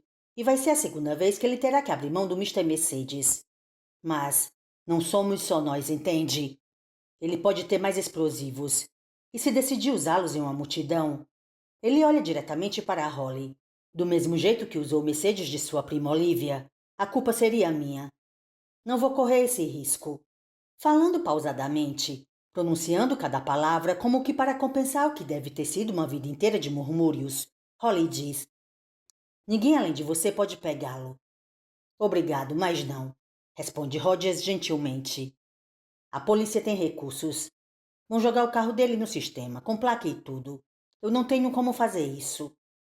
Parece um bom plano, mas ele não está confiante. Quando não está correndo riscos insanos como o que ocorreu no City Center, Brady é inteligente. Deve ter largado o carro em algum lugar. Talvez em um estacionamento do centro. Talvez em um dos estacionamentos do aeroporto. Ou quem sabe em um dos infinitos estacionamentos de shopping. O carro dele não é nenhum Mercedes-Benz. É um Subaru discreto cor de cocô. E não vai ser encontrado nem hoje nem amanhã. Talvez ainda o estejam procurando na semana que vem. E se o encontrarem, Brady não estará por perto. Ninguém além de você, insiste ela. E só com a nossa ajuda. Holly, como pode desistir? Exclama Holly. Ela cerra a mão e se acerta no meio da testa, deixando uma marca vermelha. Como? Janelle gostava de você. Era até meio que sua namorada. Agora está morta, como a mulher lá em cima. As duas estão mortas. Ela se prepara para bater em si mesma de novo, mas Jerome segura sua mão. Não, diz ele. Por favor, não bata em si mesma. Isso faz eu me sentir péssimo. Holly começa a chorar. Jerome a abraça, meio sem jeito. Ele é negro e ela branca. Ele tem 17 anos e ela mais de 40. Mas aos olhos de Rogers, Jerome parece um pai reconfortando a filha depois que ela voltou da escola e contou que ninguém a convidou para o baile. Rogers olha para o quintal pequeno e bem cuidado dos Hatfield. Também se sente péssimo. E não só por causa de Janelle, embora isso já seja bem ruim. Ele se sente péssimo por causa das pessoas do City Center. Ele se sente péssimo pela irmã de Janelle, em que eles se recusaram a acreditar, que foi maltratada pela imprensa e depois levada ao suicídio pelo homem que morava naquela casa. Sente-se péssimo até por não ter dado atenção à senhora Melbourne. Ele sabe que Pete Huntley livraria sua cara nesse caso, e isso torna tudo pior. Por quê? Porque Pete não é tão bom detetive quanto ele. Rogers ainda é. Pete nunca vai ser, nem no seu auge. É um homem bom e dedicado, mas... Isso não muda nada. Ele precisa pedir ajuda, mesmo que sinta que isso vai matá-lo. Quando se coloca tudo em perspectiva, só sobra uma coisa. Kermit William Rogers está em um beco sem saída. Brady Hatfield está por aí. Pode haver alguma pista nos computadores. Alguma coisa que indique onde ele está agora, quais são seus planos ou as duas coisas. Mas Rogers não tem como acessá-los. Não tem nem mesmo como justificar porque manteve em segredo o nome e a descrição do homem que cometeu o massacre do City Center. Talvez Holly esteja certa. Talvez Brady Hatfield consiga escapar e cometa alguma nova atrocidade. Mas Kermit Sapo 19 está sem opções. A única coisa que lhe restou fazer foi proteger Jerome e Holly, se puder. A essa altura, ele talvez não consiga nem isso. Afinal de contas, o xereta do outro lado da rua viu os dois. Ele sai pela porta de trás e abre o Nokia, que usou hoje mais do que em qualquer outra ocasião desde que se aposentou. Rogers pensa, que merda, e liga para Pete Huntley. 16. Pete atende no segundo toque. Parceiro, grita ele com animação. Rogers ouve muitas vozes ao fundo, e o primeiro pensamento dele é de que Pete está em algum bar, meio bêbado e prestes a ficar completamente bêbado. Pete, preciso falar com você sobre... Sei, eu digo o que você quiser, mas não agora. Quem ligou para você? Izzy? Huntley! Grita alguém. O chefe vai chegar em 5 minutos, com a imprensa. Onde está a porcaria do PV? PV, porta-voz. Pete não está em um bar nem está bêbado, pensa Rogers. Só está feliz da vida. Ninguém me ligou, Pete. O que está acontecendo? Você não sabe? Pete ri. A maior apreensão de armas na história da cidade. Talvez a maior na história do país. Centenas de metralhadoras M2 e HK-91, lança-mísseis, umas porras de uns canhões a laser, caixas de Lart L-35 novinhas em folhas, a N-9 russas ainda brilhando. Tem o suficiente aqui para armar mais de 20 milícias do leste europeu. E a munição, Cristo, formam pilhas que vão até o teto. Se a maldita casa de penhores tivesse pegado fogo, Lautau inteiro teria explodido. Sirenes. Ele ouve sirenes. Mais gritos. Alguém está gritando para outra pessoa tirar os cavaletes do caminho. Que casa de penhores? A casa de penhores e empréstimos King Virtue, ao sul da MLK. Sabe onde fica? Sei. E adivinhe quem é o dono. Mas Pete está empolgado demais para dar a ele a chance de adivinhar. Alonso Moretti. Entendeu? Rogers não entendeu. Moretti é neto de Fabrício Abácia Bill. Fabi Narigão.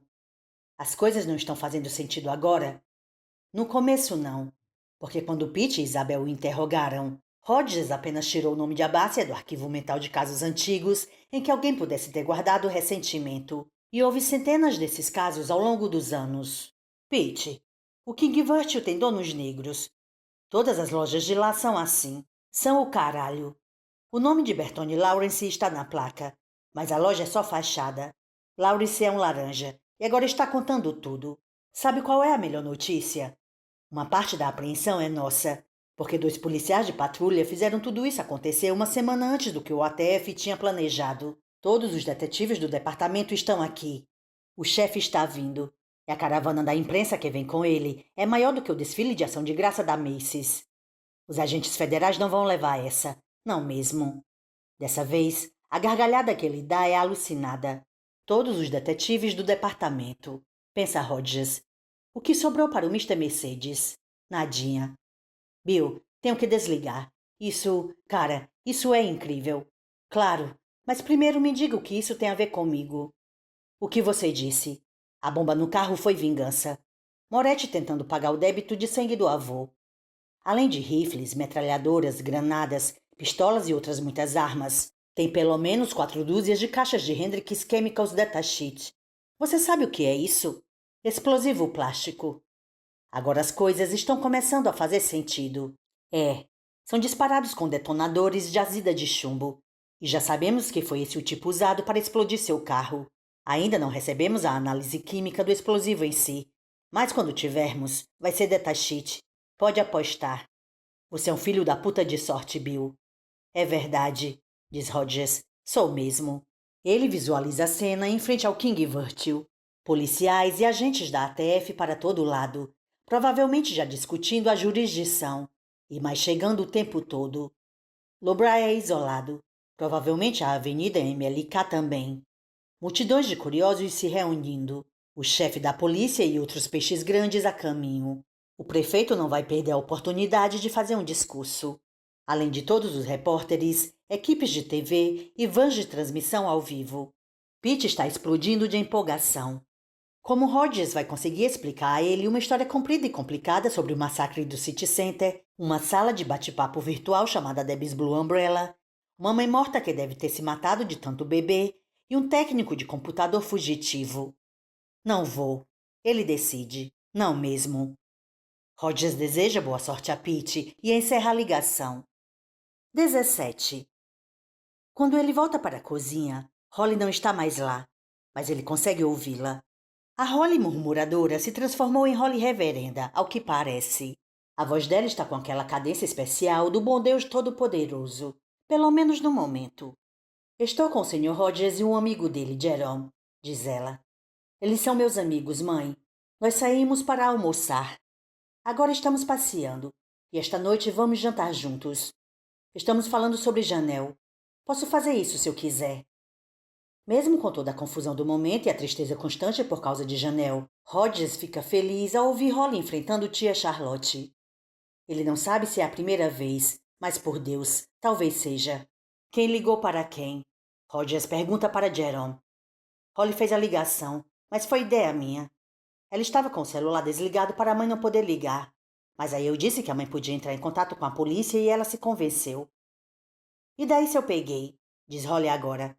O carro era de Olivia. Eu não o roubei. Volto à noite, mãe. Até lá, me deixe em paz. Ela volta para a cozinha com o rosto vermelho e a expressão desafiadora, parecendo anos mais jovem e até mais bonita. Você é demais, Holly, diz Jerome e estica a mão para um high five. Ela ignora o garoto. Os olhos ainda agitados estão grudados em Rogers. Se você ligar para a polícia e eu me encrencar, nem ligo. Mas a não ser que já tenha feito isso, acho que não deveria. Eles não são capazes de encontrá-lo. Nós somos. Eu sei que somos. Rogers percebe que se tem uma pessoa no planeta para quem pegar o Mr. Mercedes é mais importante do que é para ele, essa pessoa é Holly Gibney.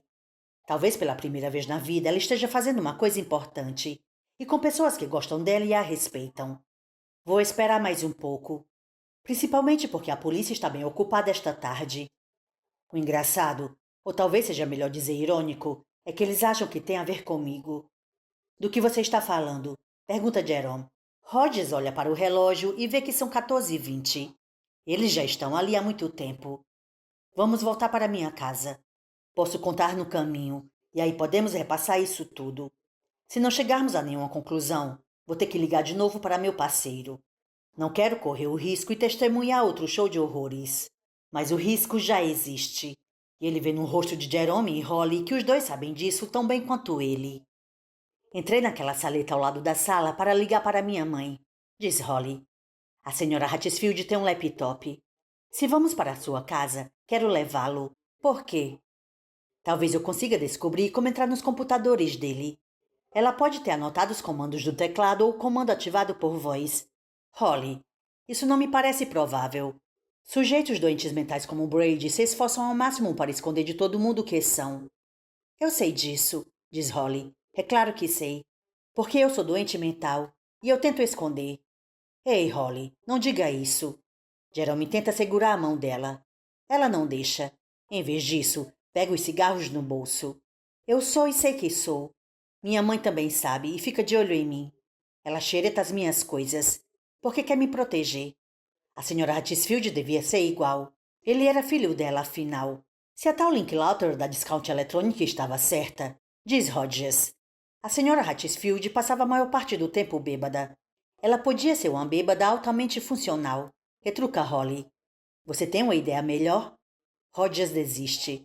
Tudo bem, leve o laptop. Por que não? Agora não, diz ela. Daqui a 5 minutos. Quero fumar um cigarro. Vou ali atrás. Ela vai até o degrau da porta dos fundos, se senta e acende o cigarro. Pela porta de tela, Rogers pergunta. Quando você ficou tão mandona, Holly? Ela não se vira para responder. Acho que quando vi pedaços da minha prima queimando na rua. 18. Às 14h45, Brady sai do quarto no hotel para tomar um pouco de ar fresco e vê um chicken coop do outro lado da estrada. Ele atravessa e pede sua última refeição. Um Cluck Delight com molho adicional e salada de repolho. O restaurante está quase vazio e ele leva a bandeja até uma das mesas perto da janela para poder se sentar ao sol. Em pouco tempo, ele nunca mais fará isso. Então é bom aproveitar enquanto ainda pode. Ele come devagar, pensando em todas as vezes que levou comida do chicken coop para casa e que a mãe sempre pedia um clucker com salada de repolho extra. Ele pediu a refeição dela sem nem pensar. Isso o leva às lágrimas, e ele as seca com um guardanapo de papel. Coitada da mamãe. O sol é gostoso, mas os benefícios são efêmeros. Brady considera os benefícios oferecidos pela escuridão mais duradouros. Ele não vai ter mais que ouvir as falações lésbicas feministas de Fred Linklater. Não vai ter mais que ouvir Tony Frobisher explicando por que não pode sair em chamadas de atendimento por causa de sua responsabilidade na loja, quando na verdade é porque ele não saberia identificar uma falha de disco rígido nem que mordesse o pau dele. Não vai mais sentir os rins congelando enquanto dirige o caminhão do Mr. Taste em agosto com o freeze no máximo. Não vai mais bater no painel do Subaru quando o rádio parar de tocar. Não vai mais pensar na calcinha de renda da mãe nem nas pernas longas dela.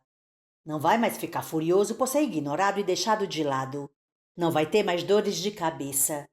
E não vai ter mais insônia, porque depois de hoje ele vai dormir para sempre, sem sonhos. Quando termina de almoçar, ele come tudo o que pediu. Brady esvazia a mesa, limpa uma mancha de molho com outro guardanapo e joga tudo no lixo. A garota do balcão pergunta se ele gostou da refeição.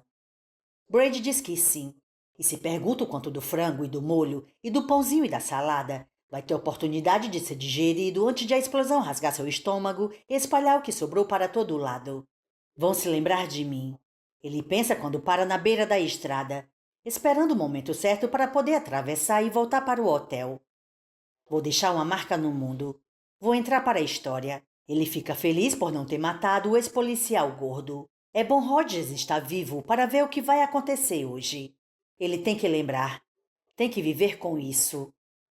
De volta ao quarto, ele olha para a cadeira de rodas e para o saco de urina cheio de explosivos em cima da almofada de estacionamento de bunda, também recheada de explosivos. Ele quer chegar no Mac cedo, mas não cedo demais. A última coisa que quer é se destacar ainda mais, como se o fato de ser homem e ter mais do que 13 anos já não bastassem. Mas ainda tem tempo.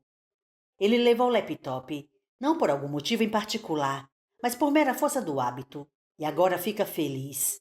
Ele o abre, conecta ao Wi-Fi do hotel e entra no Deb's Blue Umbrella. Lá, deixa uma última mensagem, uma espécie de apólice de seguros. Depois de resolver isso, ele volta para o estacionamento do aeroporto e pega o Subaru. 19. Hodges e seus 2 aprendizes de detetive chegam na Harper Road pouco antes das 3h30. Holly dá uma olhada ao redor, depois leva o laptop da falecida Sra. Hatfield para a cozinha e o liga. Jerome e Hodges ficam por perto, os dois torcendo para não haver senha. Mas há. Experimente o nome dela, diz Jerome. Holly digita. O Mac balança a tela. Não. Certo. Experimente Debbie. Continua Jerome. Com I no final e também terminando só com I. Holly tira uma mecha de cabelo castanho dos olhos para que ele possa ver bem a irritação dela. Encontre outra coisa para fazer, está bem, Jerome? Não quero você olhando por cima do meu ombro. Odeio isso. Ela volta a atenção para Hodges. Posso fumar aqui? Espero que sim. Me ajuda a pensar. Cigarros me ajudam a pensar. Hodges pega um pires para ela. Pode fumar à vontade. Jerome e eu vamos para o escritório. Grite se descobrir alguma coisa. A chance disso acontecer é pequena, ele pensa. A chance de qualquer coisa é pequena, na verdade. Holly não presta atenção. Está acendendo o cigarro. Deixou a voz de reverenda para trás e voltou a murmurar. Espero que ela tenha deixado alguma dica. Tenho esperança de existir uma dica. Esperança de uma dica é o que Holly tem. Ah, caramba, pensa Hodges. No escritório, ele pergunta a Jerome se ele tem alguma ideia de que dica é essa. Depois de 3 tentativas, alguns computadores dão uma dica de senha, para ajudar a pessoa a se lembrar. Mas só se foi programado para isso. Da cozinha vem um grito vigoroso e nada murmurado. Merda! Merda dupla! Merda tripla! Hodges e Jerome se entreolham. Acho que não rolou, diz Jerome. 20. Hodges liga o computador e diz para Jerome do que precisa. Uma lista de locais onde haverá muita gente reunida nos próximos 7 dias. Posso fazer isso, diz Jerome, mas talvez você queira dar uma olhada nisso primeiro. O quê? Uma mensagem. No Blue Umbrella. Pode clicar. As mãos de Hodges estão cerradas, mas enquanto ele lê o último comunicado de Assas Merck, elas se abrem lentamente. A mensagem é curta e, apesar de não ser de utilidade imediata, contém um raio de esperança. Tchauzinho, babaca. PS. Aproveite o fim de semana. Eu sei que vou aproveitar o meu. Acho que você acabou de receber uma carta de despedida, Bill. Diz Jerome. Hodges também acha, mas não se importa. Está pensando no PS. Ele sabe que pode ser uma pista falsa, mas se não for, eles ainda têm um tempinho. Da cozinha vem um cheiro de fumaça de cigarro e outro grito vigoroso de merda. Bill, acabei de me lembrar de algo ruim. O quê? O show desta noite. Aquela boy band, Round Here. Domingo. Minha irmã e minha mãe estarão lá. Hodges reflete um pouco. O auditório Mingo acomoda 4.000 pessoas. Mas o público desta noite vai ser 80% feminino. Praticamente só mães e suas filhas pré-adolescentes. Vai haver homens na plateia, mas quase todos vão estar acompanhando as filhas e as amigas das filhas. Brady Hatfield é um homem de boa aparência de uns 30 anos. E se tentar entrar no show sozinho, vai acabar se destacando. Nos Estados Unidos do século XXI, qualquer homem solteiro em um evento direcionado para garotinhas atrai atenção e desconfiança. Além disso, aproveite o fim de semana. Eu sei que vou aproveitar o meu. Você acha que é melhor eu ligar para minha mãe e dizer para ela ficar com as garotas em casa? Jerome parece consternado diante da perspectiva. Bárbara provavelmente nunca mais vai falar comigo. E tem a amiga dela, a Hilda. E mais umas duas. Da cozinha?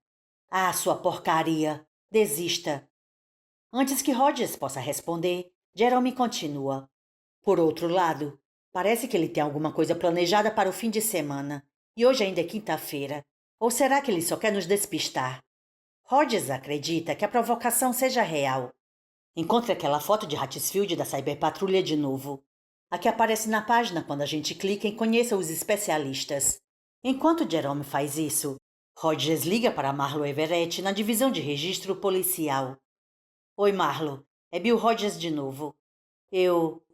Muita agitação em Lawtal. Eu soube por Pete. Metade da força policial está lá, não é? Aham.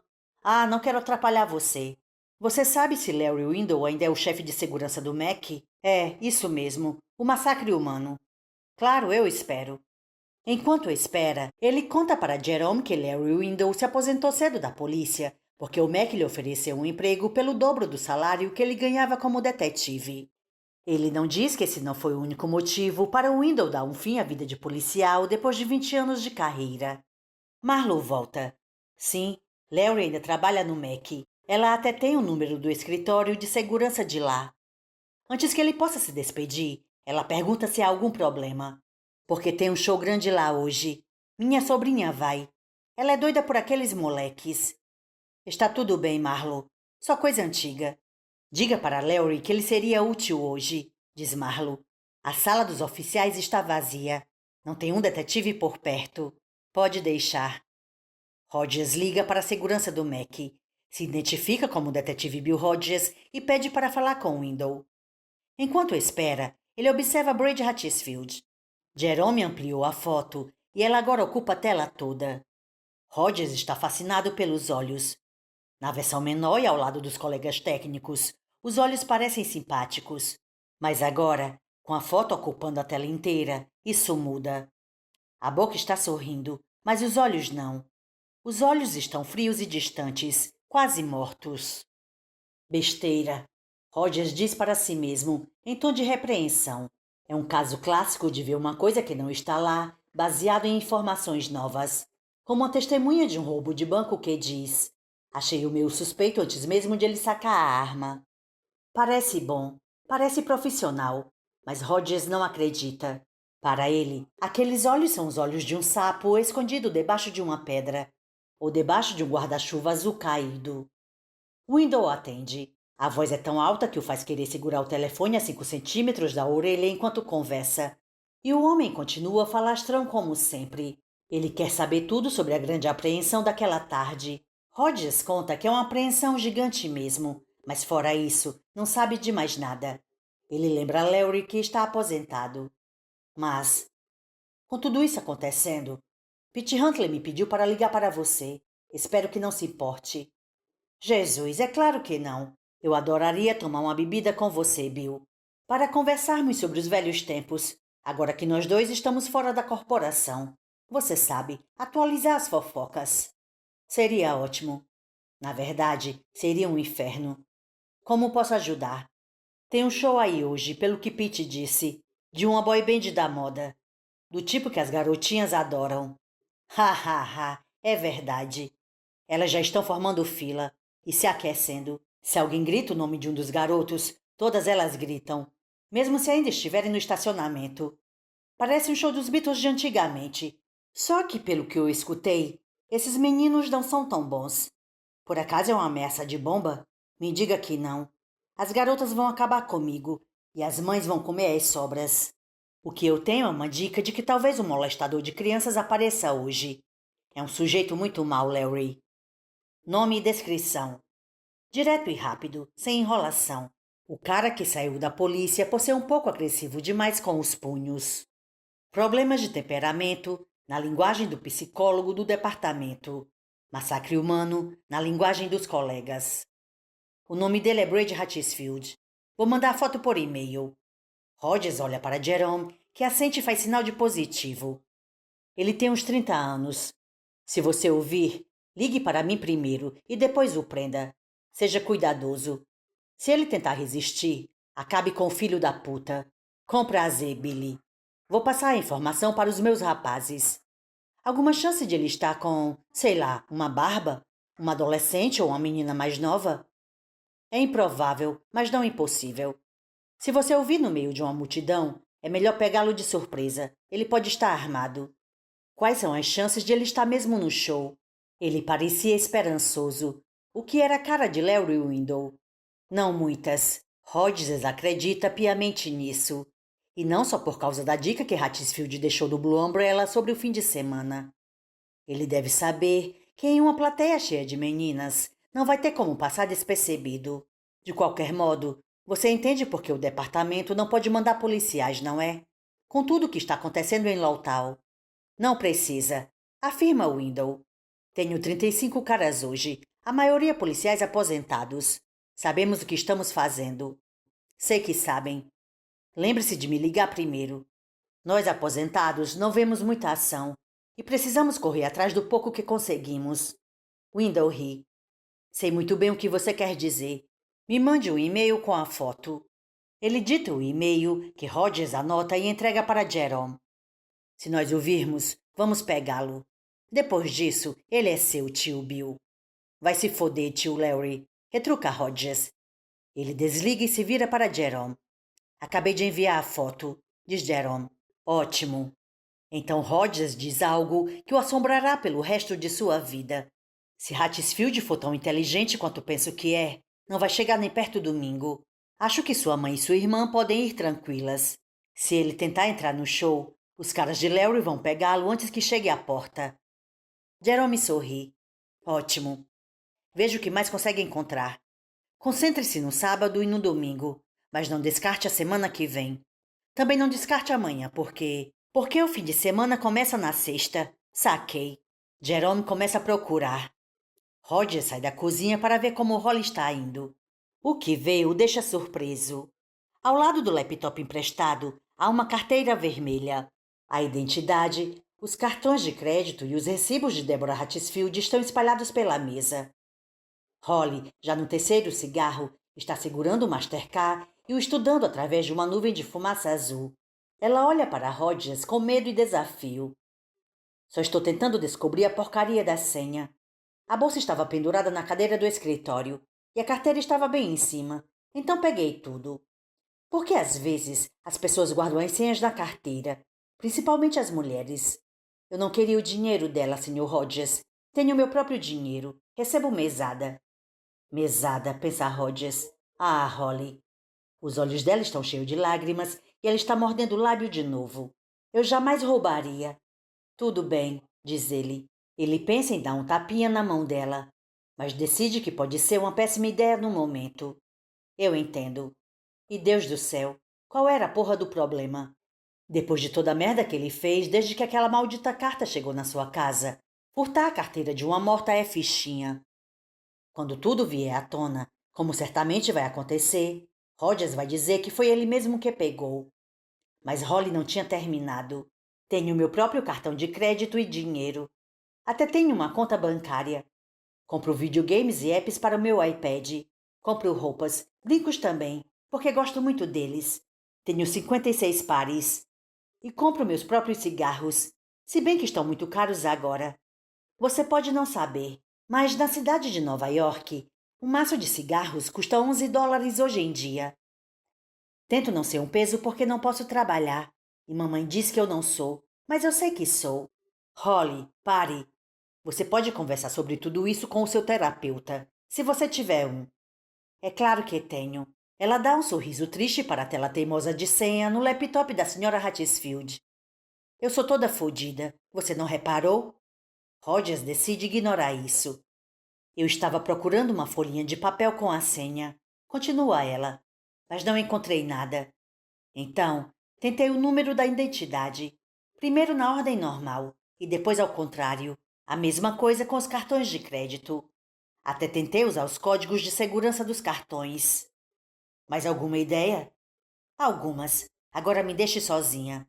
Quando ele sai da cozinha, ela diz: Me desculpe pela fumaça, mas o cigarro me ajuda mesmo a pensar.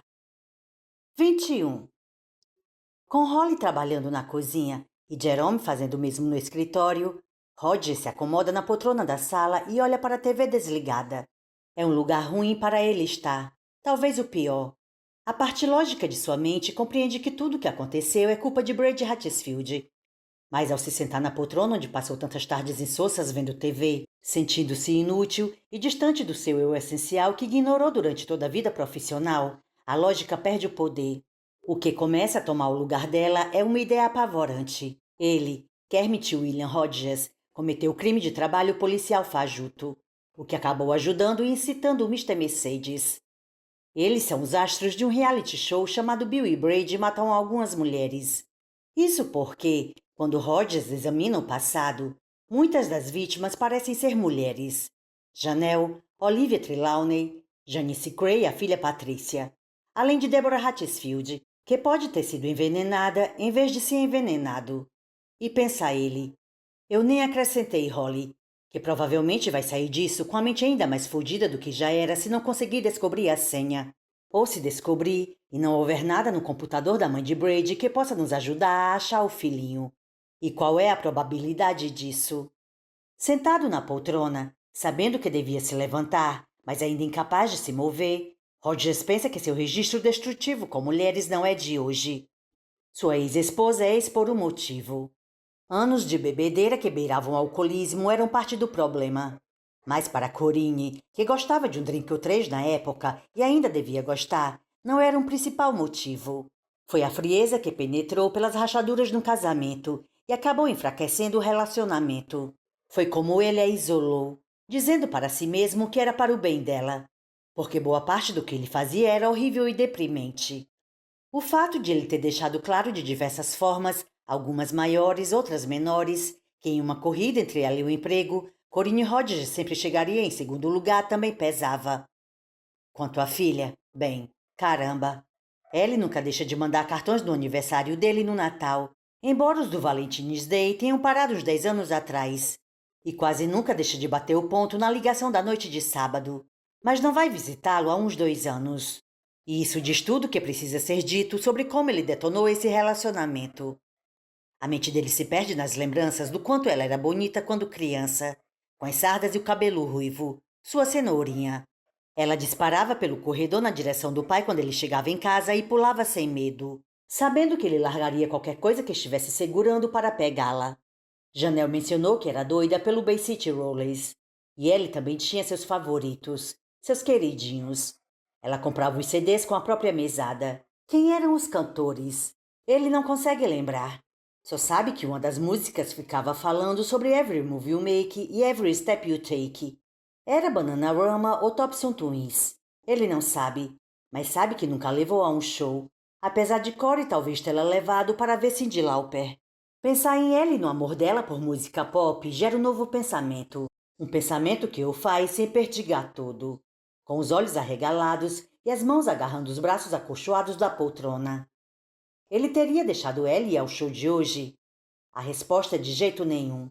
Não mesmo. Rogers olha no relógio e vê que já são quase 4 da tarde. Ele se levanta com a intenção de ir até o escritório, dizer para Jerome ligar para a mãe e mandar que não deixe as meninas chegarem perto do Mac, por mais que elas gritem e esperneiem. Ele ligou para Larry Window e tomou precauções, mas que se danem as precauções. Ele jamais deixaria a vida de Ellie nas mãos do massacre humano. Nunca. Antes que ele possa dar 2 passos na direção do escritório, Jerome grita: Bill, Holly, venham aqui. Acho que descobri uma coisa. 22. Eles ficam atrás de Jerome. Rogers olhando por cima do ombro esquerdo e Holly no direito. Na tela do computador de Rogers há um comunicado à imprensa. Synergy Corp, Citibank e 3 cadeias de restaurante vão montar a maior feira de empregos do verão no Embassy Suites. Para divulgação imediata. Empresários e veteranos militares devem comparecer na maior feira de empregos do ano este sábado, dia 5 de junho de 2010. O evento, que pretende acabar com a recessão, vai acontecer no Embassy Suites do centro, na Synergy Square. Não é necessário se registrar antecipadamente. Você vai encontrar centenas de empregos interessantes e com bons salários no site do Citibank, no McDonald's, Burger King e Chicken Coop da cidade, ou no site www.synergy.com. Os empregos disponíveis incluem atendimento ao cliente, vendas, segurança, encanador, eletricista, contador, analista financeiro, caixa ou telemarketing. Você vai encontrar atendentes treinados e prestativos e seminários úteis em todas as salas de conferência. Não é cobrada nenhuma taxa. As portas se abrem às 8 horas. Leve seu currículo e se vista para o sucesso. Lembre-se que o registro antecipado acelera o processo e aumenta suas chances de encontrar o emprego que tanto sonhava. Juntos, vamos vencer a recessão. O que você acha? Pergunta Jerome. Acho que você descobriu. Uma onda enorme de alívio toma conta de Rogers. Não vai ser no show de hoje, nem em uma boate lotada no centro, nem no jogo de beisebol da Liga Infantil dos Ground Dogs contra os Muddens na noite seguinte. Vai ser nessa coisa no Embassy Suites. Só pode ser. É perfeito demais para que não seja. Há um método na loucura de Brady Hatchesfield. Para ele, alfa é igual a ômega. Hatchesfield quer encerrar a carreira de serial killer da mesma maneira que começou, matando os desempregados da cidade. Rogers se vira para ver como Holly está encarando tudo isso. Mas ela não está mais ao lado dele. Ela voltou para a cozinha e se sentou em frente ao laptop de Deborah Hatchesfield, encarando a tela. Os ombros estão caídos. No pires ao lado, um cigarro queimou até o filtro, deixando o cilindro perfeito de cinzas. Dessa vez, ela arrisca tocar na tela. Está tudo bem, Holly. Essa senha não importa agora que temos o local. Vou me encontrar com meu antigo parceiro em umas 2 horas, quando essa novidade do local tiver passado um pouco, e vou contar tudo para ele. Vou enviar um alerta sobre Hatchesfield e o carro dele. Se não o pegarem antes da manhã de sábado, vão pegá-lo quando se aproximar da feira de empregos. Não tem nada que a gente possa fazer hoje? Estou pensando. Tem uma coisa, mas é um tiro tão aleatório que quase chega a não ser um tiro. E se você estiver enganado sobre a feira de empregos? Questiona Holly. E se ele planejar explodir um cinema hoje? Jerome entra na cozinha. Hoje é quinta-feira, Hall, e ainda é cedo demais para os blockbusters do verão. Só vai haver umas 10 pessoas no cinema. O show, então, insiste ela. Talvez ele não saiba que vai ser praticamente só para garotas. Ele vai saber, diz Rogers. O cara gosta de improvisar, mas isso não o torna burro. Ele deve ter feito ao menos algum planejamento antecipado. Posso passar só mais um tempinho tentando encontrar essa senha? Por favor. Rogers olha para o relógio. São 16h10. Até 4h30, que tal? Um brilho de negociação surge nos olhos dela. Até às 16h45, Rogers balança a cabeça. Holly suspira. Acabaram meus cigarros. Esses cigarros vão matar você, diz Jerome. Ela olha para ele séria. Sim, é a parte do charme deles. 23. Rogers e Jerome vão de carro até o pequeno shopping na esquina da Harper com a Hanover para comprar um maço de cigarros para Holly e dar a privacidade de que ela obviamente precisa. No Mercedes cinza, Jerome joga o maço de uma mão para a outra e diz: Este carro me dá arrepios. A mim também, admite Rogers. Mas não pareceu incomodar Holly, não é? Mesmo ela sendo tão sensível. Você acha que ela vai ficar bem? Depois que tudo isso acabar? Uma semana antes, talvez até 2 dias antes, Rogers diria alguma coisa vaga e politicamente correta. Mas ele e Jerome já passaram por muitas coisas depois disso. Por um tempo, diz ele. Mas depois, acho que não. Jerome suspira. Do jeito que as pessoas suspiram quando sua visão pessimista das coisas foi confirmada. Merda. É. E agora? Agora nós voltamos. Entregamos o maço para a Holly e deixamos que ela fume um. Depois, pegamos as coisas que ela surrupiou da casa dos Hatchesfield. Levo vocês dois para o Beach Hill Mall. Você deixa Holly enxugar heights no seu Wrangler e volta para casa. E deixo minha mãe, Bárbara e as amigas irem ao show.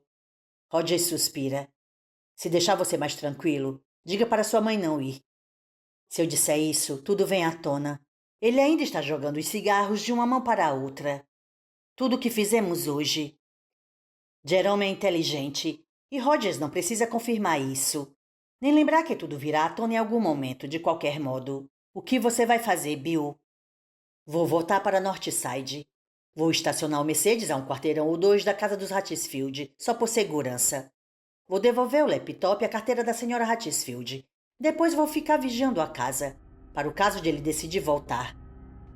Jerome parece em dúvida. Aquele porão parecia bem vazio. Quais são as chances? Quase zero, mas é tudo que tenho. Até passar o problema para Pete. Você queria mesmo prender o cara, não queria? Queria, diz Rogers e suspira. Queria mesmo.